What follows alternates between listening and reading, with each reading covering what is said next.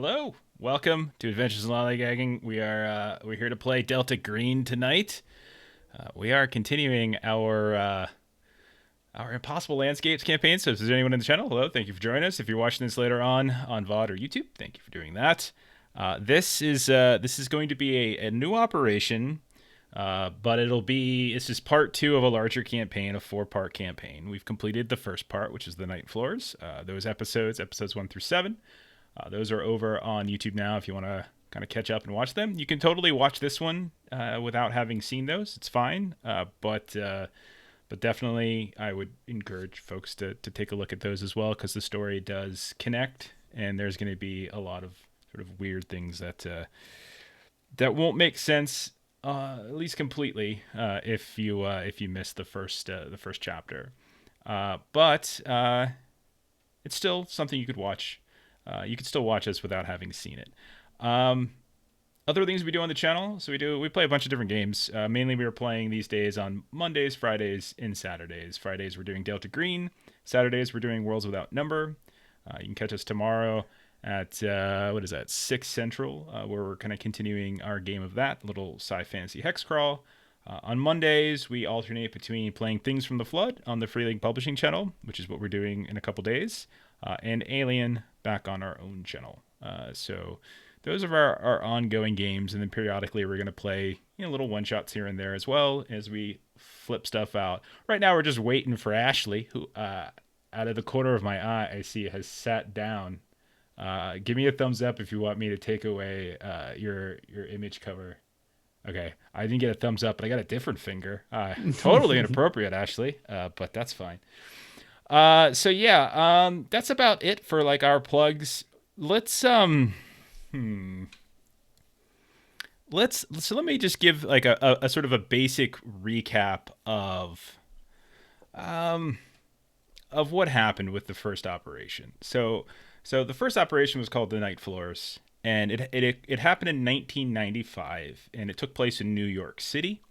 And it took place where the 4 agents that you see on the screen were called to New York to investigate not so much the disappearance of a missing artist by the name of Abigail Wright, but more so a demonic symbol that had appeared in her home, in her apartment.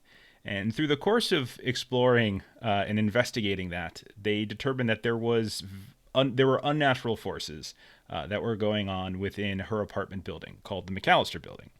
And they discovered that that building had what are called night floors, and meaning that despite it only being 3 floors high, at night the floors went higher, and there were all these other places you could go and people you could meet that seemed strangely out of place and out of date and wasn't consistent, and it became almost like an Escher maze. And over the course of investigating and over the course of talking to some of the tenants, it seemed like the tenants had kind of lost their minds to varying degrees. And as a way of solving this problem, because their chief goal was to stop the spread of the unnatural, they blew up the building. And in the blowing up of that building, they also partially destroyed a neighboring building. And sadly took out a few pedestrians as a few crit fumbles at the end of our first operation kind of went haywire with the effects. And because of that, because of kind of the crazy way it ended, everyone just scattered because things had gone so bad. The heat was on, the news was talking about it, cops were coming to the scene, so everyone just kind of scattered. Do I got a thumbs up, Ashley? All right, so I'm going to go ahead and bring Ashley back in.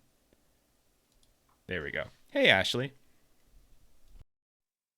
So, at the end of the last episode, we saw a couple like kind of distinct images for each one of the characters. We saw Ashley's character we saw Agent Fawn, I should say, who went ahead and like after being attacked and injured was at home, and she was like taking apart these different gears that kind of almost neurotically, and kind of getting upset by what looked like the sounds of an ice cream truck. I'll let Melissa explain that why that was important.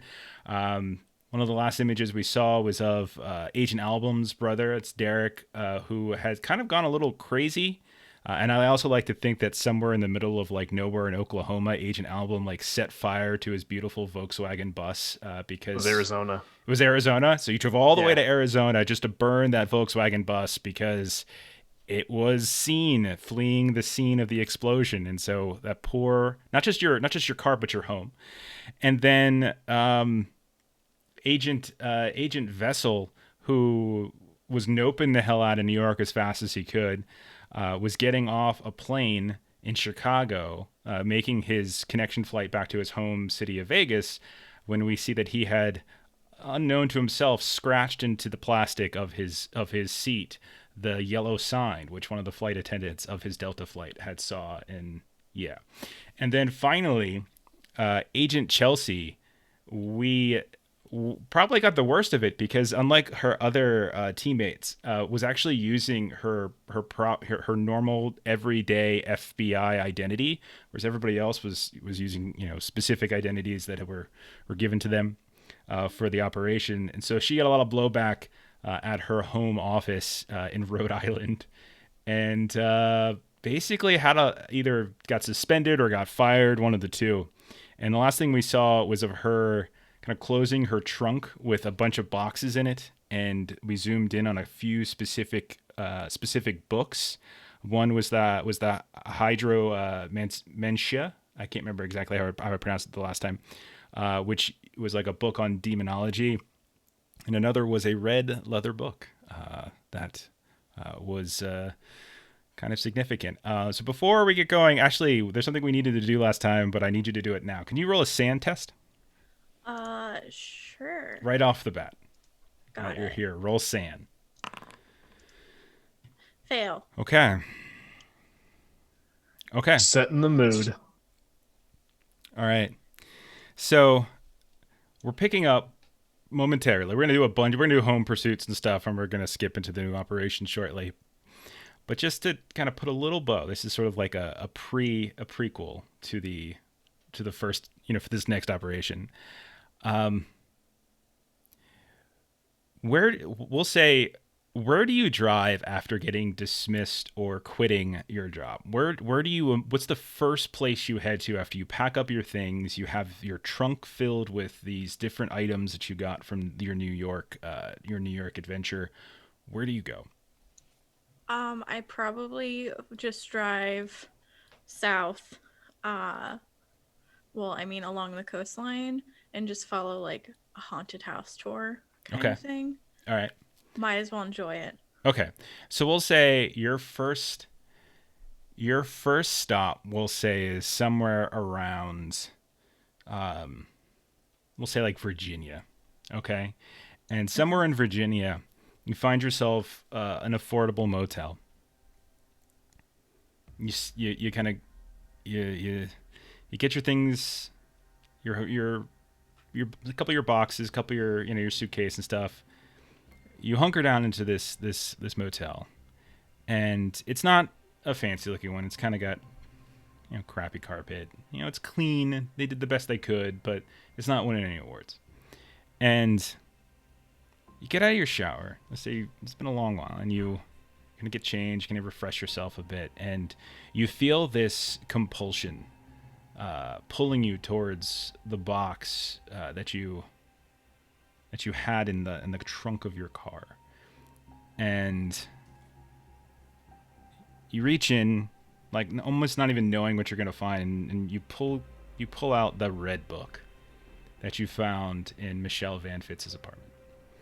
Okay. And you take a nice little comfortable chair next to the window, draw the blinds closed because it's dark out, throw on what looks like some kind of stand lamp, flip it open, and you start reading. And you just don't stop. Okay. An hour, maybe two, go by before you realize that you just read the whole thing cover to cover.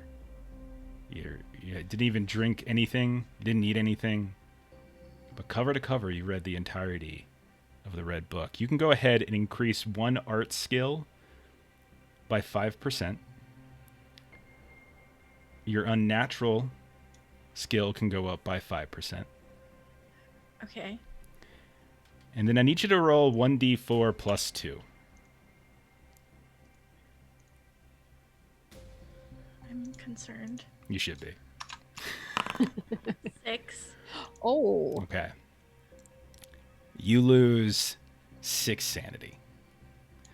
Fuck. Melissa, what happens when a person loses 6 sanity? Nothing good. Some of that depends on the disorder you have. Okay, so whenever might hit you a breaking point. this is how we start.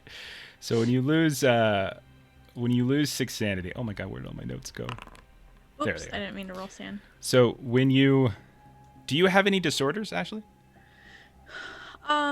Well, no disorders. I took the, what was it called? Heart experience. But Not yet. That's not yet. But like, did you ever hit a breaking point in chapter 1? I did not. Okay. No. All right. With this 6 sanity, I'm assuming you're hitting a breaking point now? My breaking point is yes. Okay, Yeah. that's what I figured. So we're going to go ahead and kind of close down in this moment. As you put it down, when you look up, you can see, like, in the very room that you're in, you see that not only is there the door that goes into the bathroom, not only is the door that goes out into the parking lot, but suddenly, on the wall next to your bed, a door just has appeared out of nowhere. And that's where we're going to go ahead and stop with Ashley for now. Okay. Okay. All right. So we'll get back to Agent Chelsea soon enough. Oh, jeez. So time is going to pass between chapter 1 and chapter 2. A lot of time is going to pass. We're going to say that because of just how crazy chapter 1 ended, that Delta Green isn't going to want you all together at any particular point in the near future, simply because of there's all sorts of stories that are coming out now, and it's become a national news story. An explosion on the streets of New York, a building and a half destroyed, dozens of people killed, like uncertainty as to the cause. People speculated gas leaks and things like that, but then as over the days and the weeks as the rubble was sifted through, bodies were found. There were signs of people who were, like they were like burnt and broken, but one body apparently had handcuffs around one of his wrists. Another seems to have suffered a series of injuries that were that wouldn't have been explained by a woman in her late 20s, wouldn't have been explained by the crushing of the building or like just burn marks. So there's a lot of like these news stories and these conspiracies coming out, and because of this, there's just a ton of heat. Not only that, but album, we're gonna say you have a little bit of difficulty. Do you go immediately back to your job at NASA? No. Agent Album actually puts in a letter of resignation saying that because he's being unfairly profiled because of his condition, that the mental strain was too difficult, and he quits his job at NASA. That makes perfect sense, because more than once people put up photos, like little CCTV captures of what we five know as you, but the public doesn't know. It's 1995, so the quality is grainy. Plus, you don't live in New York City. Like, no one necessarily knew you were there, but people know that you have a skin pigmentation issue, and they know that you have a Volkswagen bus, and it's just really coincidence. And like, there's no way he would never harm a fly, a lot of your fellow employees say. But you get hounded a bit. Certain groups, certain National Enquirer types probably even profile you as like the as a potential bomber and stuff, like a domestic terrorist and things like that. And it becomes almost a PR nightmare for NASA. And when you offer your resignation, they more than happily accept it. Now, the rest of you don't really get as much heat. Vessel, while you appeared here and there on some of the footage, it was kind of unclear, and there was nothing else kind of tying you there. You guys destroyed the place, so there wasn't a ton of evidence from the sift through. There's several interviews with someone by the name of Detective Girodonda, who frequently describes a specialty group of FBI consultants, and he apparently was scapegoated for this, for giving the keys to this apartment building to a group of individuals posing as FBI agents. And there's no record of some of these people.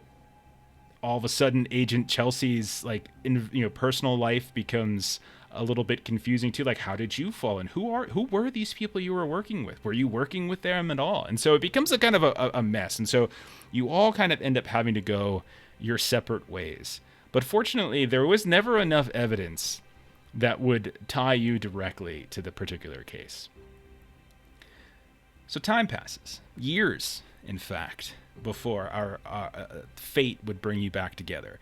And so we're going to dive into our home scenes now. So our home pursuits. So normally in between operations, agents get to do various home pursuits that allows them to potentially heal some sanity, develop bonds, do all sorts of different things.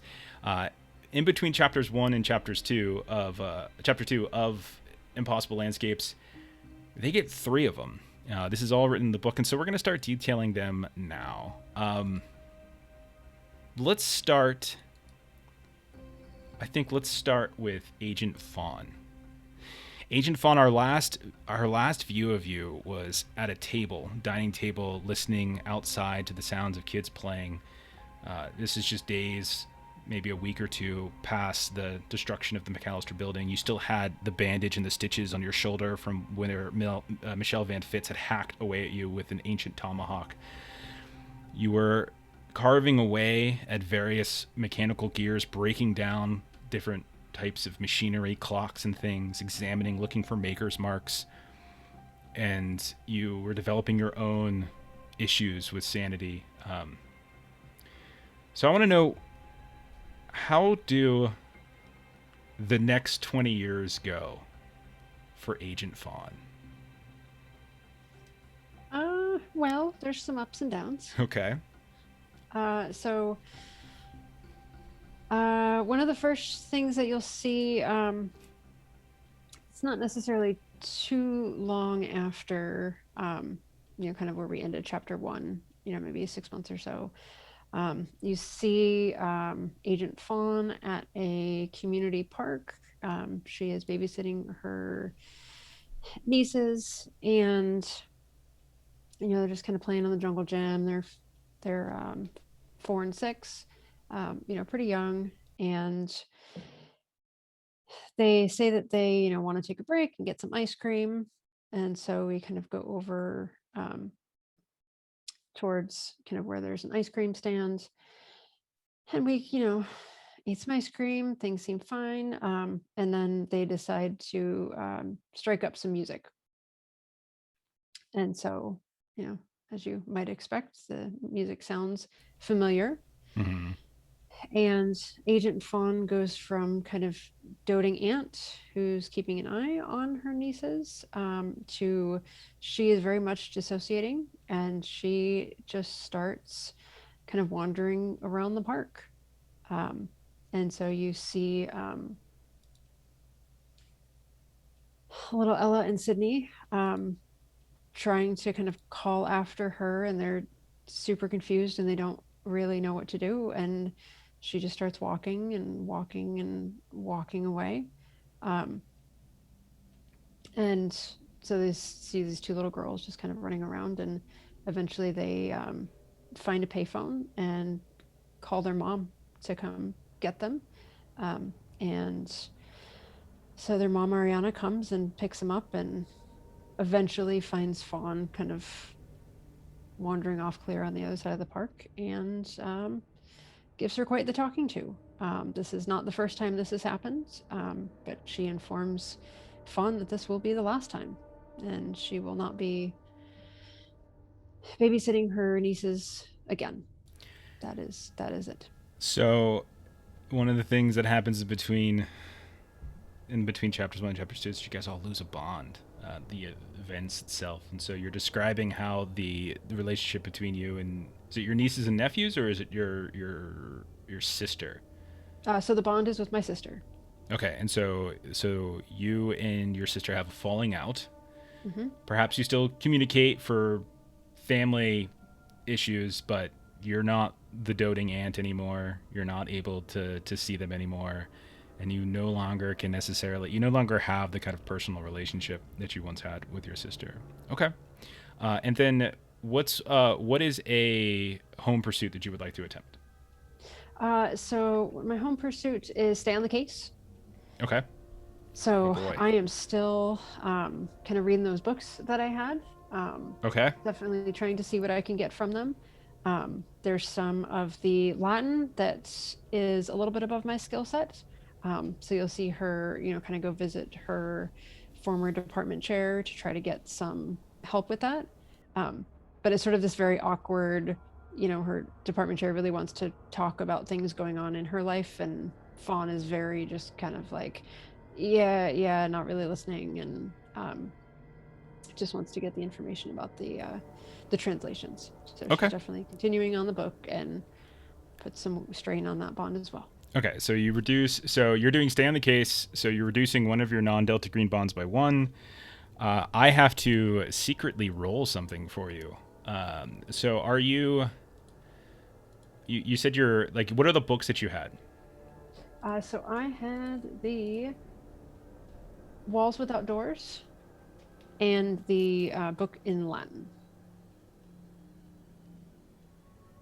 Okay, so you had... What's the name of the other book? I thought we talked about this last night. I thought you had the history book. Oh, right. Yeah. Okay. All right. So then, is there a particular one that you're sort of more interested in studying than the other? Or is there the know one what I by mean? Fitzroy. Okay, so you want to you get to that. Okay, fair enough.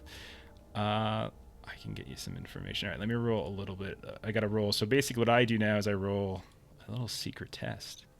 We'll see how this goes.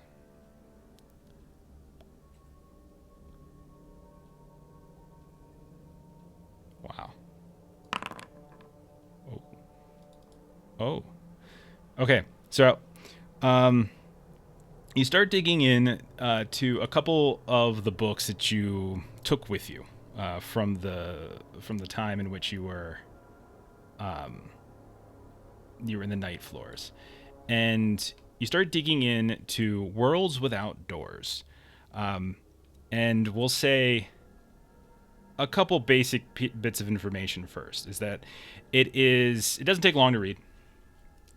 It is a hardcover fiction book. It's from 1936, and it's written by a woman by the name of Emmeline Fitzroy, published by Torbit Books, and it describes a story about a little girl named Abby and her journeys to a magical, unnamed land.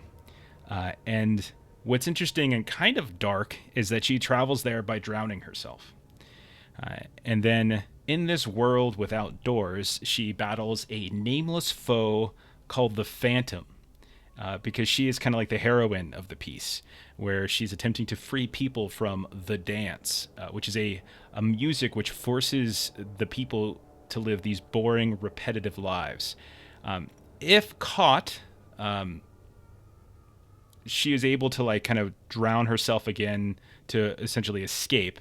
But then she reappears kind of back on Earth. And so she's constantly returning again and again. And in the end, she actually manages to defeat the Phantom. But she also realizes that the city around her, where she's traveling to, is kind of collapsing into chaos without this musical song. And so after defeating the Phantom, she realizes that the very song that's causing this dance to continue needs to be there, or else the city itself will fall apart. So she takes over the Phantom's mask, and the song and the dance begin again. As you dig into the book, you kind of learn a little bit about the author. Her name is Emmeline F. Fitzroy, and she died fairly young. She was born in 1924, died by 1950, and she was known as a child genius, actually. And she was born into the Fitzroy pork fortune. It is a family that controlled tons of slaughterhouses and shipping yards in a Chicago hub for meat production. They were so incredibly wealthy that the patriarch of the family, Dr. Thomas Fitzroy, had a unique house built for them in the Oak Park neighborhood by the Picasso of architecture, Asa Darabandi, somebody I think you all know about. The Fitzroy's house is known as the Fleur house, and it was completed in 1911 before she was born. And it had a bunch of like these weird curving rooms, these odd little lines of sight, and it had these strange spires of glass and metal filigree that was an eyesore, and a lot of people in the neighborhood hated it because of how how distinct it was from everywhere else. So Emmeline was born, and again, this is a very sad story. This is like you find these different books about her, and they're not hard to find. Books about Emmeline Fitzroy, they're not difficult to find. But she was a wunderkind. When she was like 2 years old, she was speaking in complete sentences. She could read and write when she was 4. She completed her first poem when she was 5, and by 10, she had the equivalent of a college-level program with all her tutors and stuff that her family was purchasing for her. She could speak 6 different languages. She wrote a bunch of different manuscripts, and her first and only book, the book you read, was published on her 12th birthday. And it was beloved. Everyone loved it. And so she was very, very popular for a little while, but eventually some of that popularity faded because of her bizarre behavior. And that bizarre behavior was that she refused to leave the Fleur house. So she would never leave it. And rumor has it that she would often be heard speaking to herself in empty rooms. And when her father died in 1941, she apparently was the only person in the house. There's like this weird story about how she just vanished one day. Like they list her as being dead in 1950, but she vanished in the house, and she left a note, supposedly that read, "In an ending we find the world. The play is the only thing. All else orbits it as an afterthought. I go to him now because there is no other path, and I know now there never was." Her brother, Mark, older brother, he did like a massive search of the grounds, and eventually they declared her dead in 1955, 5 years later. And they listed her death as a suicide, but they never recovered her body. Okay. So that'll be your first home pursuit. Derek, let's switch over to you. What's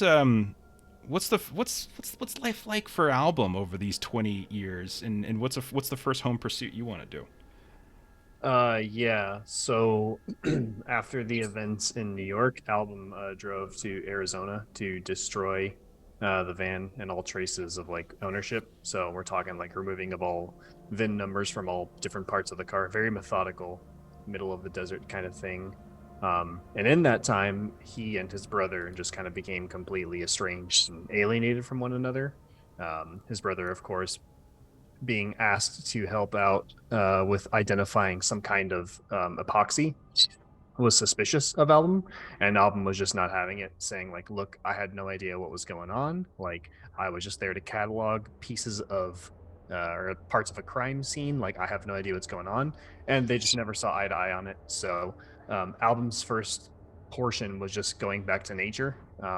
Bought a new vehicle, just like a very simple, plain, unassuming truck, and started towing like a very small trailer as his new living space, but would hide the trailer, in random parts of town, and would just drive the truck. But just a lot of time and like self-reflection and just time to himself. Okay. So back to nature is time spent in seclusion. You're minimizing your obligations and distractions. You're alone, or you're mostly alone.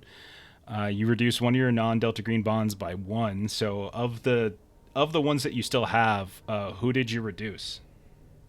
Yeah, it was the mentor that he had at NASA, Okay. Janyu. Okay. Yeah, just I mean that would make sense. Like you left your job. It's been kind of Right. strained. He's covering you. He was your mentor, and now there's a little bit of blowback after all the attention you've been getting. You maintain your innocence, of course, right? Go ahead and roll SAN. And this determines essentially how much sanity you get to recover. Only one. You do get to recover 1 SAN. So we'll say that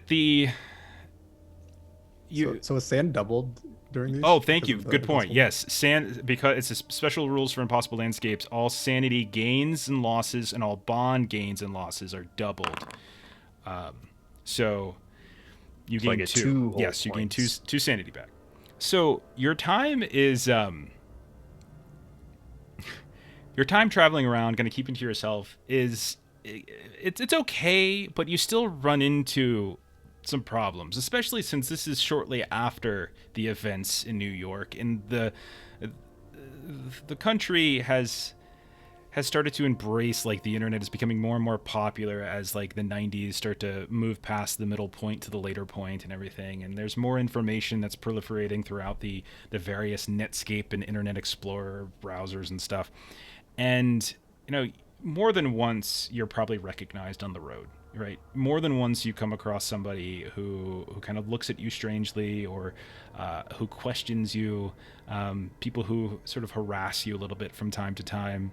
And although you're able to spend some of this road trip, getting away from everything, refocusing yourself, like it's hard not to be distracted and pissed off from time to time when these people harass you here and there.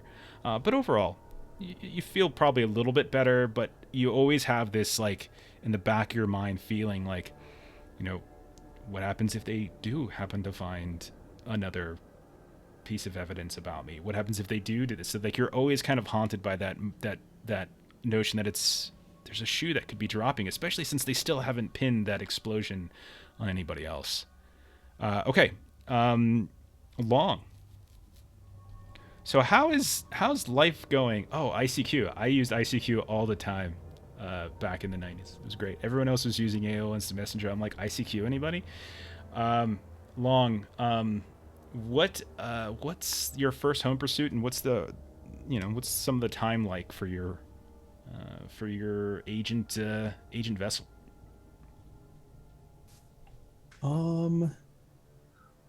Let's try establishing a bond.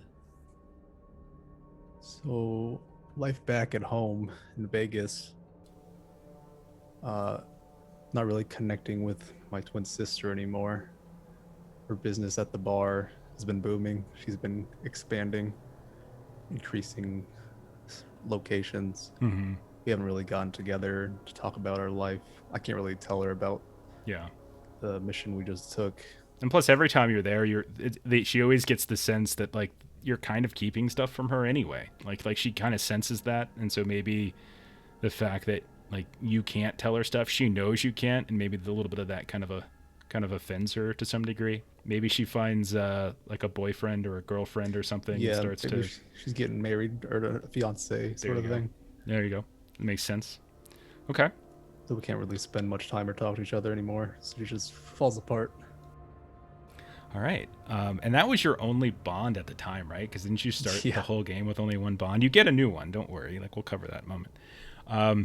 All right. So you're doing establish a new bond. So you have to roll a charisma ×5 test to create this new bond. So charisma ×5. Oh. Nope. So who is it you try to bond with, and how does it go horribly wrong? Or I can help you with that part too. Like who is it you Sure, try yeah. to hang with? Look at my old contacts. I find Francis. He's an old buddy at the FBI Academy. Try to reconnect over some drinks and see what he's up to, but nothing really connects. He's doing completely different stuff. Yeah. He's like, yeah, good to hear from you, man. Hey, look, I just got a new gig out of the field office out in Indiana. So moving the family there and everything. If you're ever out and if you're ever out there, if go ahead and drop me a line. Give me a call. Maybe we can grab lunch or something. It's good to hear from you. It's really good to hear from you. Hope everything's all right. All right. I'll see you later. And then he just hangs up the phone. You get the sense that he was like, he remembers you, but he was kind of blowing you off a little bit. He's like, it's not that he hates you, he's just too busy. His life's too busy. It's been too long, and he's got other things going on. Okay. Ashley. Hi. Don't worry about that scene. It's not important. Yeah. Just tell me what it is. How's life going for her after that? And what's your first home pursuit? Well, what I planned for my first home pursuit was to stay on the case. So, because I had the Latin book, and then I had the other book. I had the King in Yellow. So, my stay on the case. That's what you read. That's what the red book was. So, stay on the case. I want to actually finish reading the Latin book and translating it. Oh, okay, yeah. So the Hydromentia. Yeah. Okay, so the Book of Demon. Okay, I like it. So let me see what I got here for you. So we're doing stay on the case. I have to secretly roll criminology or occult for your agent. Okay. Go ahead and do that really quick. Secretly. Oh my. That's interesting. I don't like that. Oh, that's really interesting. Okay. Go ahead and roll 1d6 minus 3 for your SAN. Oh no, Ashley. Okay. That What does that mean? That means you double the loss of SAN.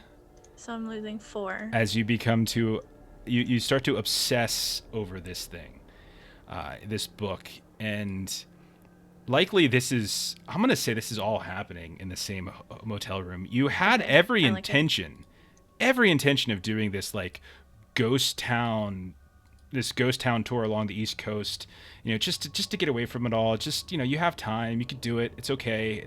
Plus you get to lay low, but you find this motel room, and it's just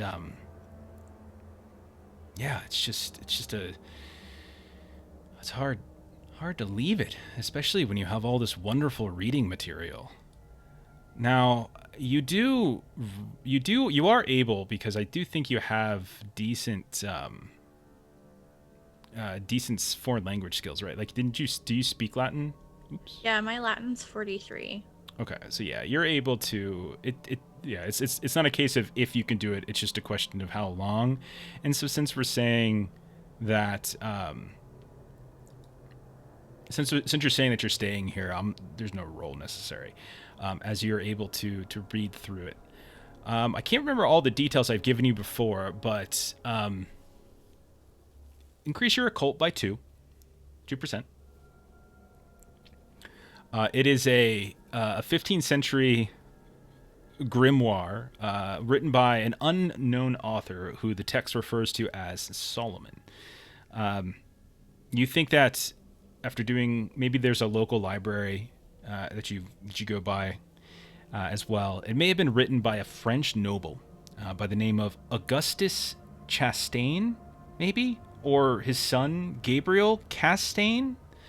One of them has an H, one of them doesn't. It's actually kind of confusing, but you spend a significant portion of 1995 and the beginning of 1996 in this Virginia town doing so. You learn that there are there's seals of 72 different demons within this book, with slight name alterations and stuff here and there, but you find a whole mess load of them. You also find that there are tons of, they're not tons, but there are quite a few margin notes, all with the same handwriting. So you get, beneath Broadlebin is a door, Bale and Wild each, Ambrose and the Child in the pavilion costumes, boat down into the fog lake to the real city. Bottles contain secrets as individual as those marked upon them. All drawn in, closing in a dance like a loop leading to the masquerade. It is all the play, I'm afraid. I'll go ahead and I'll give you that in a text at some point. You don't have to worry about trying to scramble and put all that down. And you also realize that there are some rituals that you might be able to conduct should you go so crazy as to think that's a good idea. You get kind of an invocation ritual that you could potentially use to perhaps summon one of these rituals. But yeah, it's just it's like an index of demons, describing all of them and such here and there. You get these little I'm not going to go through all 72 of them, but when it pops up, basically, if Chelsea's in the area, if a name of a demon pops up, you'll be able to kind of like consult and maybe know a little something about them. Very cool. Okay. So you went ahead, but the thing is yeah, you stay here for a long time. 1995 turns to 1996, 1996 turns to 1997, and suddenly you've been living in a motel in Virginia for the better part of 2.5 years. And maybe you get a crappy job nearby to help support as your funds run dry. But things don't go so well. We're going to switch it back over then, and we're going to go back to Fawn. Fawn, what's another home pursuit how'd the next couple of years go by?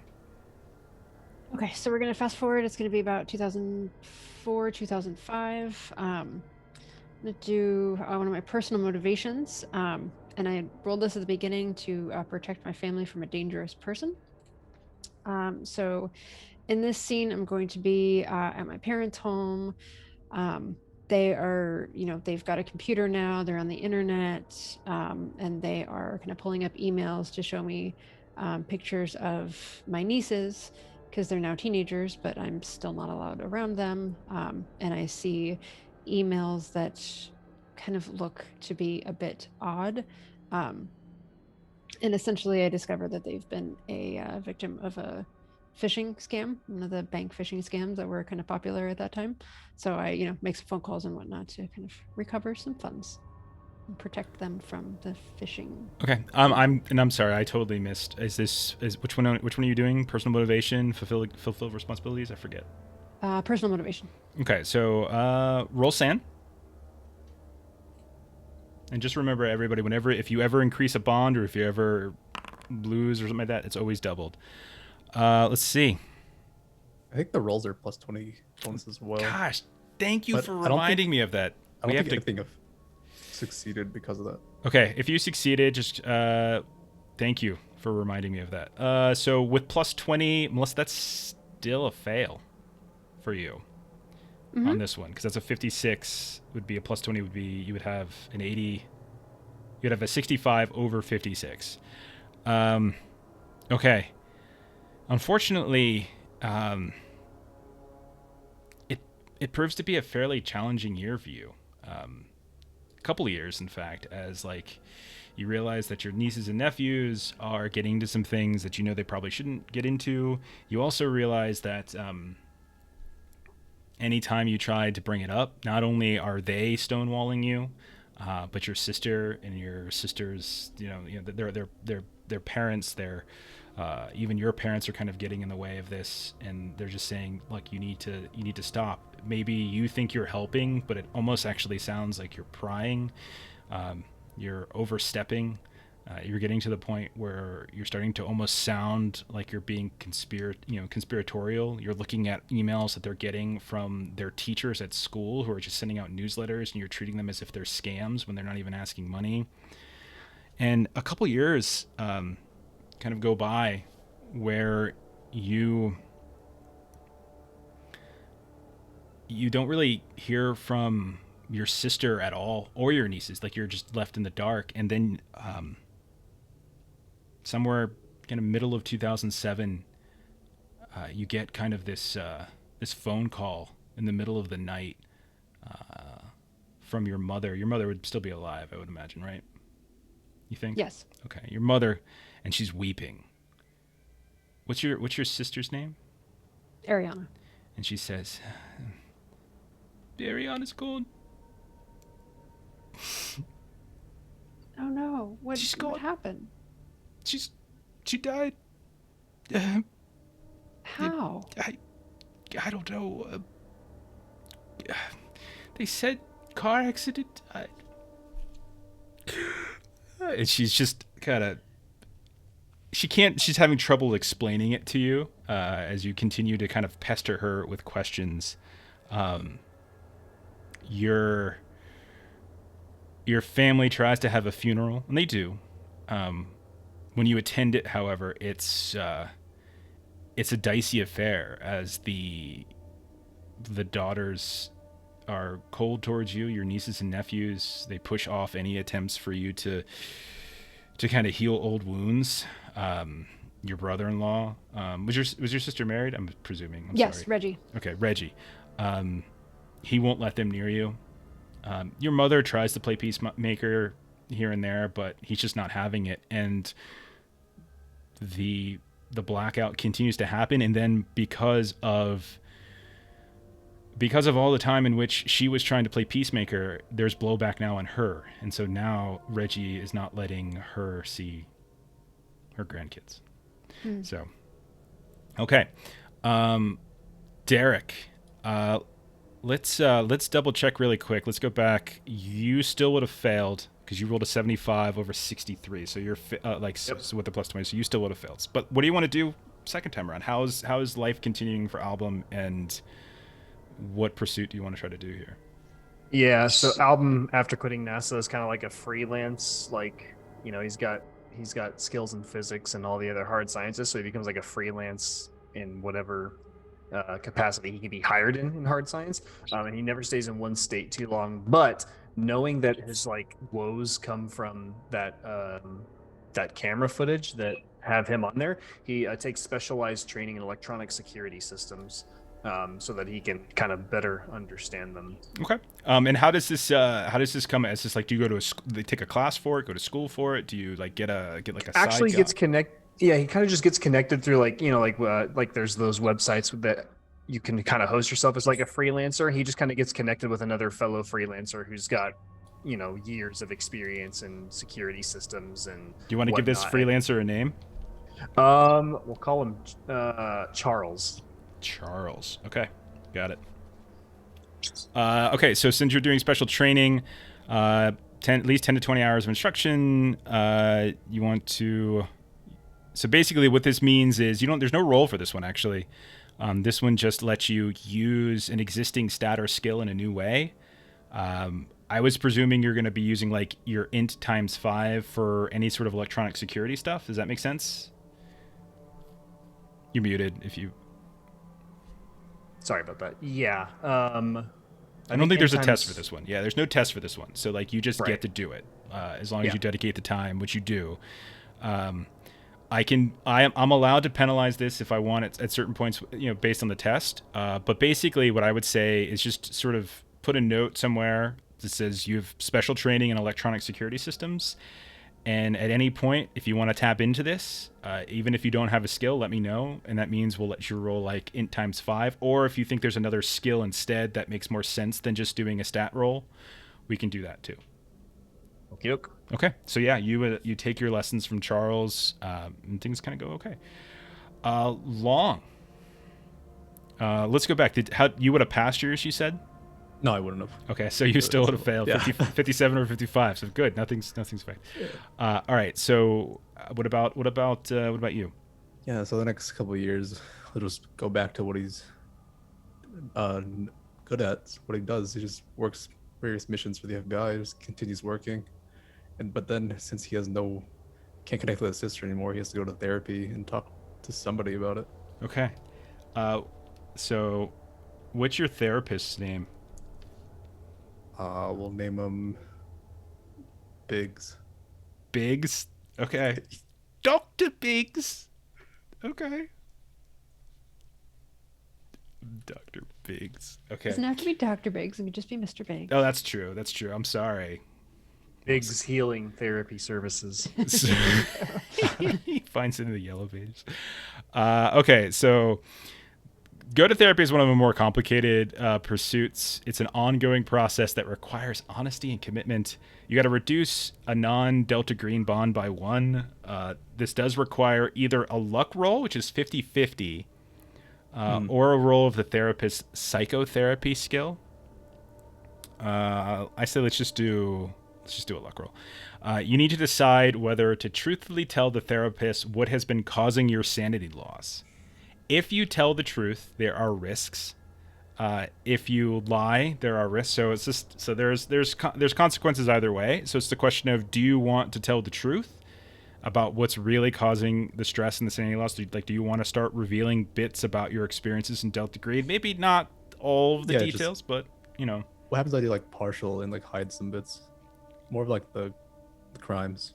Okay, so if the agent lies to the therapist, which is sort of what you're doing in that case, lies of omission, healing is limited, but you still could potentially get some stuff back from that. It's up to you. Yeah, I don't want to reveal everything. Okay, so go ahead and roll luck, but the luck roll is increased by 20. So basically roll a d100 and you're looking for 70 or under. All right. How'd you do? Okay, 58. 58. Okay. All right, so roll a d4, multiply that by 2, and that's how much san you get back. It's 6. All right, so you get 6 sanity comes back to you as you develop, let's see. The agent suffers from disorder. Okay, you didn't do a critical success, so you didn't get to do the other stuff, which is get rid of a disorder or bond. Okay. So basically all you do is get the sanity gain for this because you didn't crit succeed. Okay. Okay? All right. So yeah, you reveal everything but the specific crime. So you're saying things like the crimes you committed, right? So you're saying or do you talk about the McAllister building at all? Yeah, I'll talk about like how this building that just expands at night, sort of thing. Oh, okay. All right. So you tell them about that. Okay. Yeah, just not the crimes. Okay. All right. So if you tell, okay. Or like locations, nothing to give away the place. All right. But you basically tell them about unnatural things. Yeah, unnatural things. All right. That's a little different then. Oh.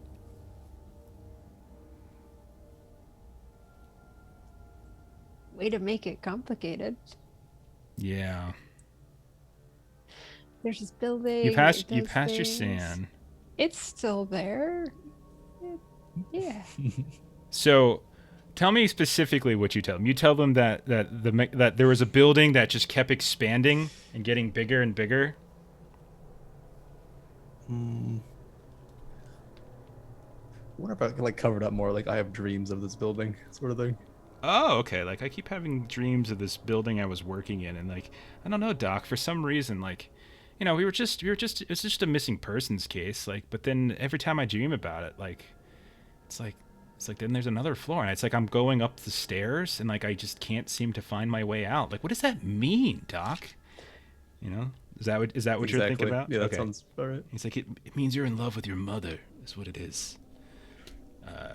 Yes, the Freudian therapist. The Freudian therapist. Very old school. Not even remotely helpful.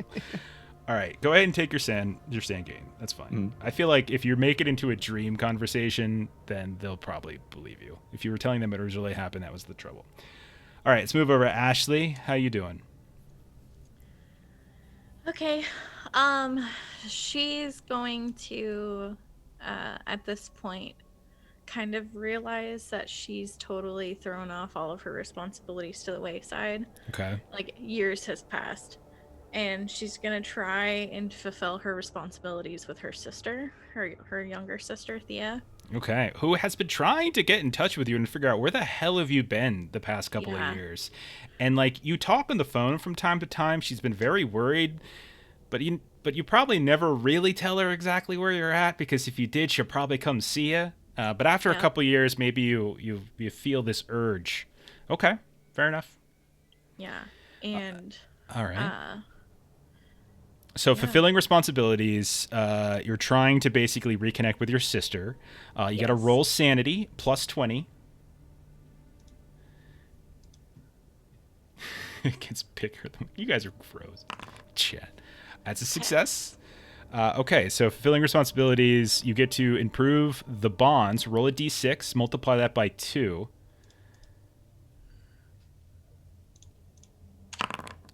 Okay, what's your 12. charisma? What's your charisma score? My charisma.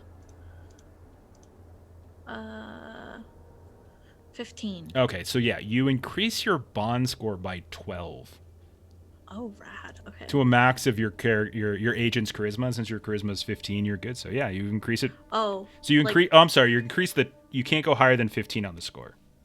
Okay. Yeah, I think that's what it means. So she's already at 15 because I didn't lose any relationship with her before. Okay, then. Then do you want to do something so else should I then? Not bother. Yeah. Do you want to do something else then? Okay. Yes. I will instead improve skills or stats. Okay. All right. So what are you trying to learn, and how are you trying to learn it? That's a great question, because I wasn't. Forensics. So, the crappy job that I wound up getting in the first place was cleaning up crime scenes. And, Oh, okay. Like, low key, I worked also at a morgue and then helped on the side clean crime scenes. And the lady who I worked with, she was busy going to school to just like study crime scenes and stuff, and she's like, hey, you should do this with me. And yeah, What was her name? she's a new NPC other than the one I have. Her name is Lacey Barton. Lacey. Okay. Crime scene cleanup expert. Got it. Okay. That's funny. I actually have a crime scene cleanup company in our Shadowrun game over on Steam Still Murder. It's pretty great. I know all about it. Okay, so you're trying to improve. And so what skill or stat are you trying to improve, did you say? You can So do. I'm trying to improve forensics. Okay, so that's one. You can do a second one too. It's 2 separate skills or stats, or 1 stat and 1 skill. So then So forensics is 1. And so what else would make sense? Like, it doesn't necessarily have to be from the same place that you're getting this training. It could be from a different place if you prefer. maybe search. Okay. Okay. So then roll both of those stats as tests. You're looking to fail this, though. So I feel like plus 20% would probably be minus 20 then, if you're looking for the bonus. Does that make sense? Okay. Yeah. Because it should be. Yeah, if you want to run like that. Yeah, I feel like the plus 20 bonus is supposed to help you. And so in this case, adding 20% would actually hurt you because you only gain the benefit if you fail. So we'll say like, just roll your tests and we'll see how close they are. Okay, good. Okay, you failed on both. So go ahead and you can roll 3d6 for forensics and add that to your forensic score, and then do the same thing for search and add it to your. I think improving skills also different. Is it? Improve. Thank you Yeah. for reminding. I wrote all this stuff up so I wouldn't have to remember. I think it's only changes for certain situations. So like if you're at 0 and it wants you to go to 20 or something. It says improving a skill is 2d10, so that dice pool would be different. Okay. And if the skill was 0, you just get. Yeah, she wasn't at 0 for either of them though. Roll 2d10, Ashley.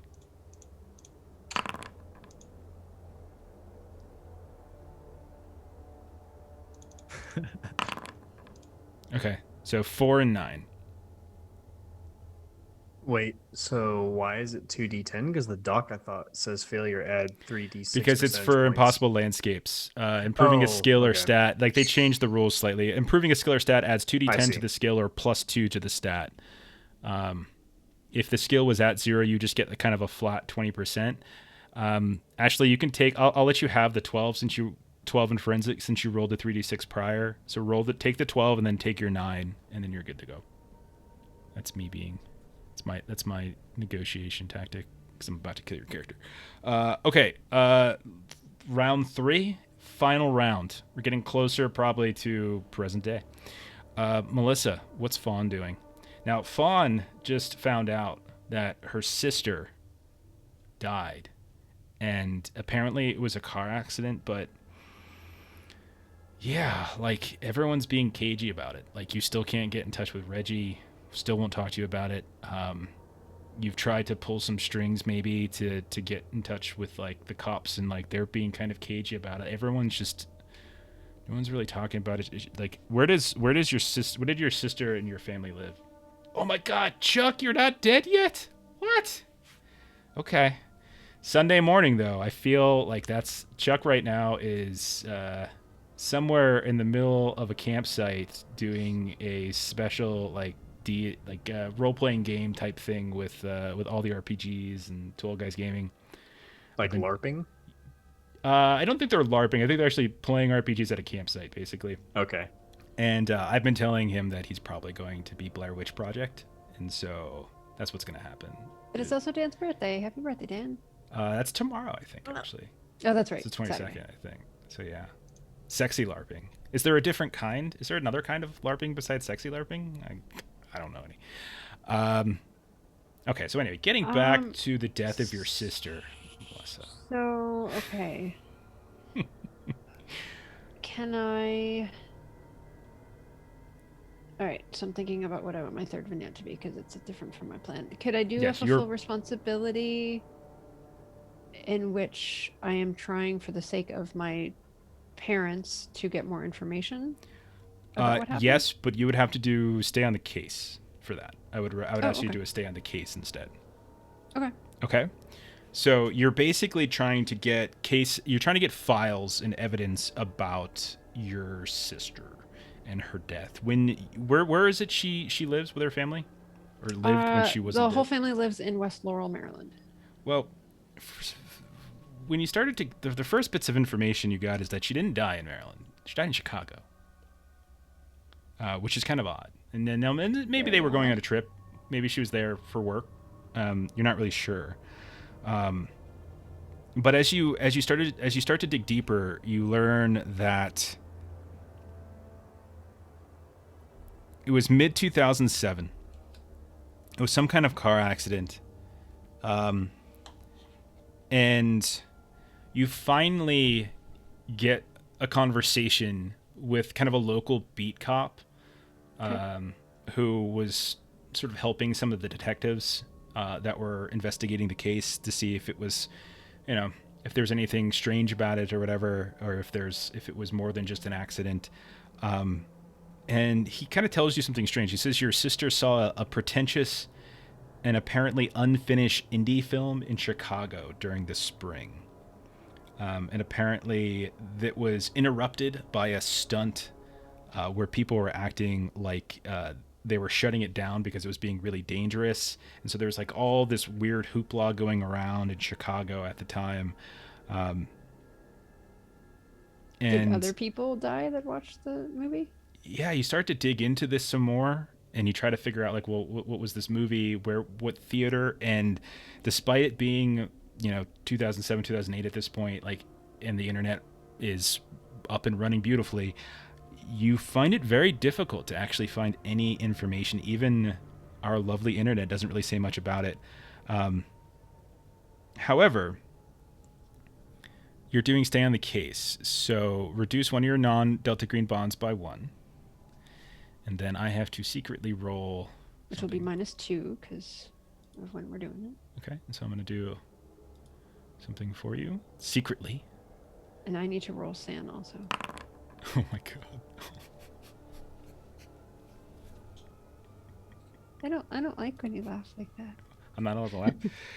So you find a contact, another one. As a kind of a hacker friend, let's call them, who digs up some logs from the year before, when this all happened, because it took you a long time to find this, and they give you a contact in the arts, and you learn the name of the film. Okay. It's called A Song Before Travel. But when you look up at it in IMDb, you don't find, or like Rotten Tomatoes or anything like that, you don't find it anywhere.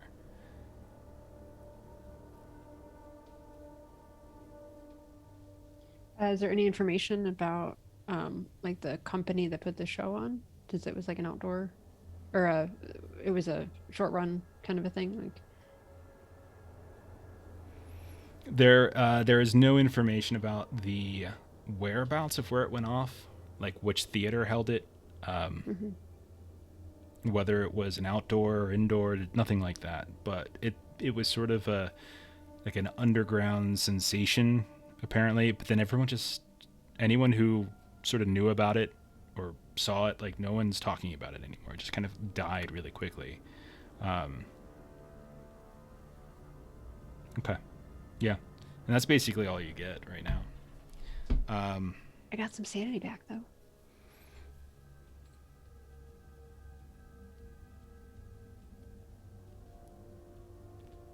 Okay. Getting sanity back is good. So, you said you wanted to find out more info, right? You're trying to dig even further? Okay, one sec. I gotta do another one of these secret rolls. I love secret rolls sometimes. Ooh, that's even better. Okay. Yeah, you don't really find any more information out besides that. You can't find any evidence of this movie anywhere. Okay. Okay. All right. Derek, what's the third thing your character is doing in this interim? Yeah, so after the specialized training in electronic security systems, Album's like very committed to just being more observant and paying better attention to his surroundings. So he'll just increase 2 skills, those being alertness and search. Okay. How do you go about getting this training and this learning? So the search kind of ties in with like his time in nature. He does geocaching because that was pretty popular for a while. That's true. That's true. Yeah. And then for alertness, I couldn't think of anything particularly clever. So perhaps just like, I don't even know. Yeah. If you could help me out there, I was thinking something like a gamification of it, like geocaching, like Alertness, huh? Let's see. You can. because I always forget how to define alertness. It's just kind of like being aware of your surroundings, right? I don't know. Yeah, how yeah, exactly. Like not being surprised, not being, kind of seeing, Yeah. being able to see things almost without having to look for them. Like you just know they're there. You're always kind of on alert. Right. Maybe reading I Spy books. Okay.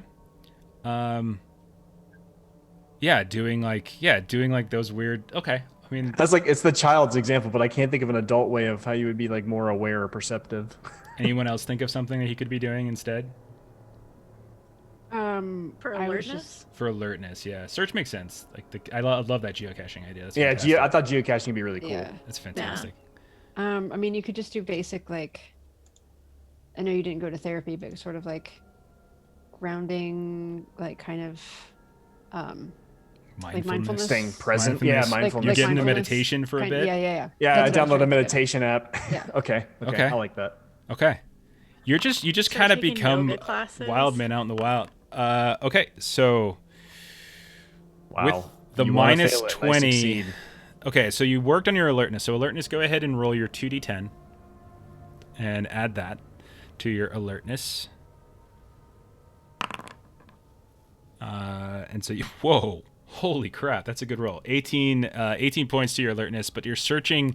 Unfortunately, your geocaching skills are not that great, surprisingly enough. Maybe you should have done your meditation and stuff before you got into geocaching, because you're frequently, more than once, you get lost out in the middle of nowhere when you're trying to hunt down these geocaching spots. So each increase to a stat or skill reduces 1 DG bond. So reduce one of your bonds by 2, since you increased 1 stat and the bond gains are doubled. So reduce. Yeah, I lost a second bond. You lost Still get no, just 1d10 the for score. failing. Don't reduce the bond. All you gotta do is reduce the score.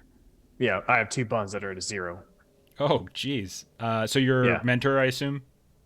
So I mean, it's been so long at this point that you probably just lost touch. Like you've been out, kind of doing your cross country, find yourself Forrest Gump type thing that you just lose touch with them. But your tarantula, I have no idea how long tarantulas live, but you and your tarantula friend are just chilling and cool. All right. Still get a D10 if you fail. the Do you? I was about to say, Yeah, it's yeah. 2d10 if you succeed and 1d10 if you. Oh yeah, there it is. Yeah, roll a d10. Sorry about that, man. And there So you I think go. whichever one failed or succeeded. Okay, perfect. All right, so then we go up to Long. What's the last couple of years of leading my up last- to the more recent times, like for Agent Vessel? And it's also back to nature. So I'm gonna spend some time traveling the Appalachian Trail. Oh, Like, okay, doing a little camping and hiking. okay. What's up, Ashley? Look at this. Why does everyone like, go to Are you in Appalachia? my fucking neck of the woods? I know. Like you What guys, the fuck? you were probably in, like passing by each other at some point. All right, so He's just in the northern and I'm in the southern. So you're wandering around Appalachia, in the woods, like a lost defender of Kobold who can't find his way back to the campsite. Okay. So reduce one of your bonds by 1, so by 2 technically. Roll sanity. See if you go insane up in them hills. Oh, Okay. good. So you add 1d4 sanity. Hey. There you go. Very nice. And then, so yeah, it's a nice. I mean, you have a nice time up there. You meet some hill folk. You learn some country songs, like hill folk country songs, not like pop country and such. It's a beautiful place, and you're a capable guy, so it's not that frightening for you. And yeah, it's just something about being out in nature just kind of recenters you a bit. Finally, Ashley, what's your last one gonna be? It was also going to be return to nature or Okay. back to nature. All right. So I'm just in the southern mountains Okay. of the Appalachian and I'm hiking. Okay. Doing some hikes. Yep. Roll your sand. Reduce your bond. Okay. Roll sand. I lost my tab. Boom. Okay. 1d4. Pass. My 1d4. And don't forget that 4. sanity gains are doubled. Yeah, so I'm getting 8. Yeah. Oh my god, you both get 8 back. Those Appalachians, man. Those Appalachians, like, take me home. Country roads too. Actually, that's probably about Denver, but whatever. I don't even know where that's from. Tennessee? No? Whatever. Ignore it. Virginia. I'm just gonna cut that out. I'm gonna cut And that then out. I do. Are the subtract Appalachians 2. in West Virginia, or is that the I was just saying the song. I think They're are. in Catskills are Virginia Virginia. partially. West Virginia? They are. They are. Barkrock says yes, so I'm good. Oh, that's correct. All right, perfect. So you are in West Virginia. You are learning some country roads. Okay, this is taking a lot longer than I thought it was going to. So the other thing is that all of you established a new bond in this time. I'm just kind of Yes. curious, like, who they are. So if we want to just really quick, just do one at a time. Ashley, who is your new bond? While I'm out hiking, I meet Stella Varley. She's a national park historian. Okay. Yeah. All right. Long. The owner of a deli I frequent. Her name's gonna be Kelly. That's where I get her meats. My meats. You go to Kelly, who's Kelly a deli Deli. owner, for meats. Is it like a romantic thing, or is it like maybe? Baby. Is it like a possibly. meet appointment? Is that what we're talking Okay. about? Okay. Look at this. I can't wait to have her die. And then album. Who'd you add? It's going to be that Charles Nur guy. Okay, Because the Albert kind of keeps freelancer. to himself. Yeah, freelancer. Perfect. Electronics freelancer, and then Fawn. Not Fawn. Scott. I'm sorry. Yeah, Fawn. Who's your new bond? She is going to make friends with like an internet cafe place. because she's trying to not do things on her home internet. So Okay. So an internet cafe owner yes. named, or somebody else who goes there regularly like you and isn't sort of a lunatic? Yeah, I'm gonna say the person that owns it because no matter what time of day I go, because I vary the times that I go, Okay. so that the search histories aren't at the same place. Okay, do we have a name for them? We don't have a name for them. I have a name generator. Is Chat, do you want to Shirley. name her? Shirley. Shirley? Never mind, she's already done. Shirley. Shirley Jackson. Sorry, Miss Jackson.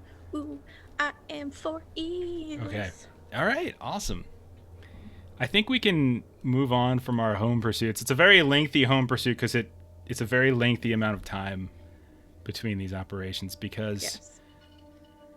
after we see this montage of all these people doing all these different things, what happens next is the screen goes black or whatever.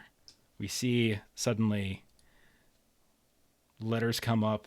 It says August 28th, 2015, 20 years later.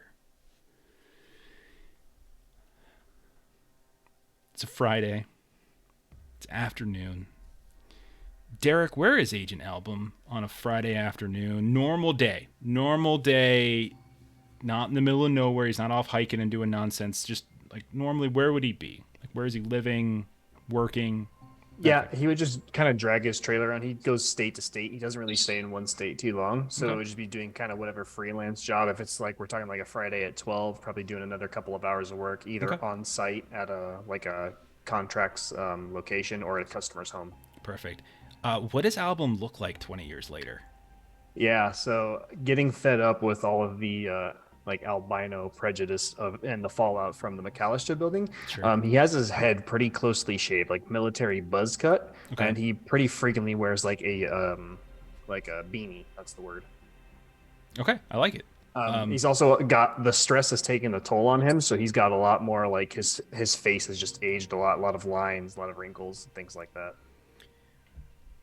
So we'll say it's Friday, so you swing by. You probably have a post office box or something in town, something like that. And as you're going through your things, you see that there's a little note in your small box that tells you that you have a package. You go up to the counter, kind of a friendly older woman, a little heavy set. She's sitting there. She's closing up for the day, but she slides over the package, and it's just a long.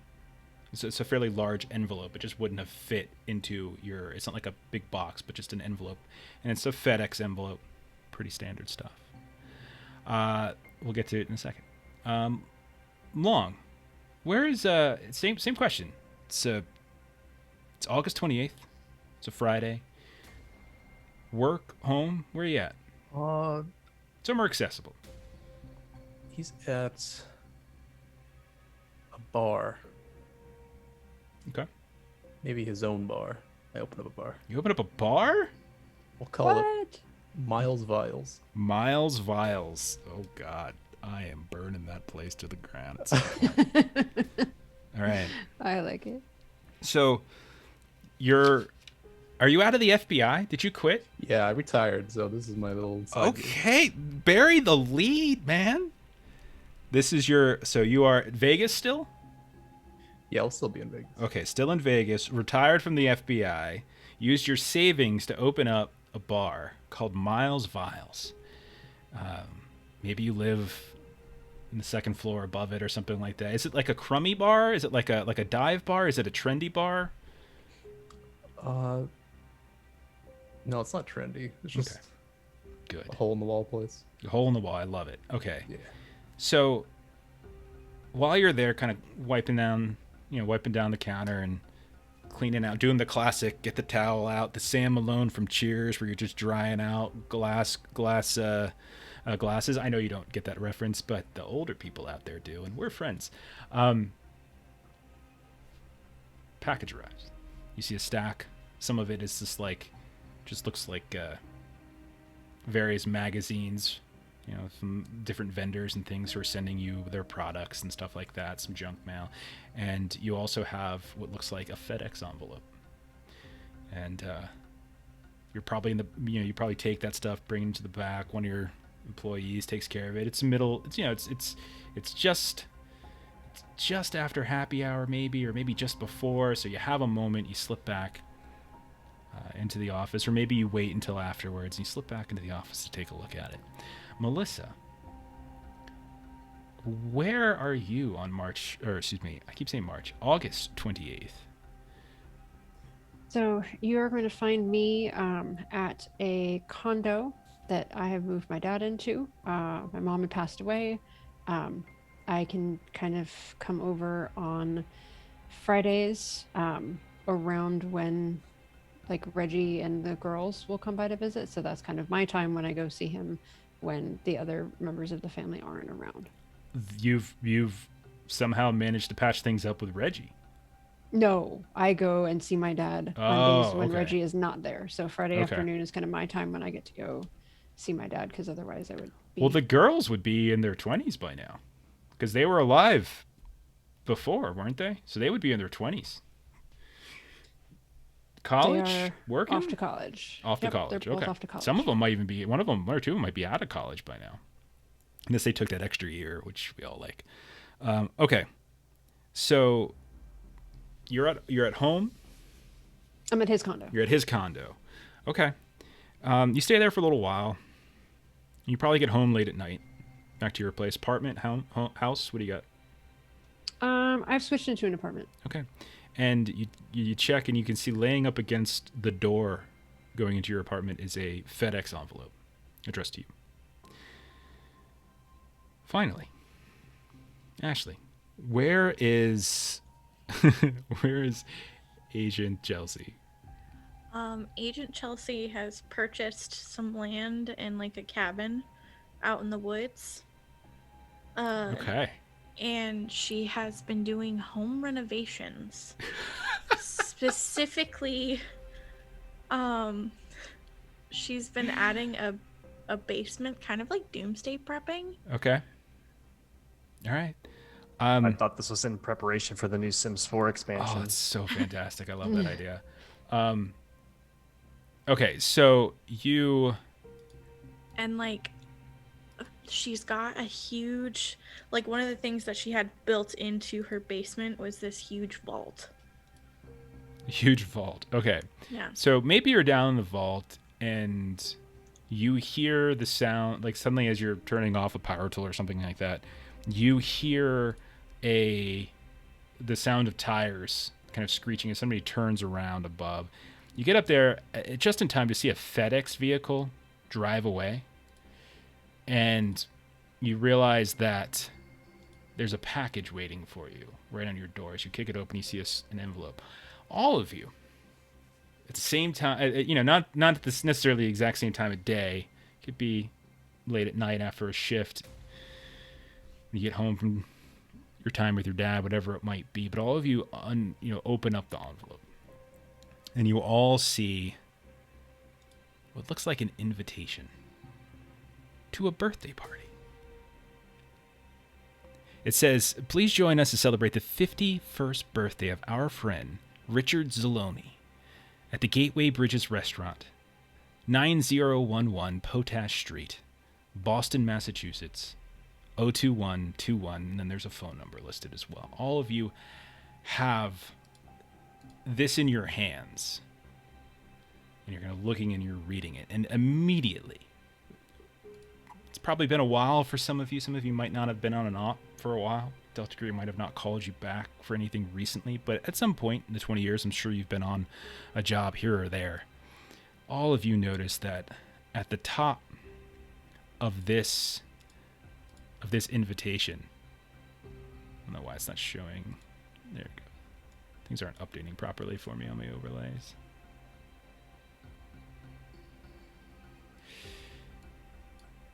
Going to a birthday party. Sorry, one sec. Just trying to update the screen. I guess it's not working. I don't know why that's not working. It's so strange. But yeah, you see this invitation show up. You notice that there's a green triangle at the top, and you all know that this is This is Delta Green. All of you. Like, you instinctively know it. Maybe some of you are hoping you would never get one of these again. Maybe some of you are just waiting because your lives are boring and you want to shake things up. Maybe some of you want answers to various things and you just feel the pull of the unnatural. But all of you see this. How does everyone react to this?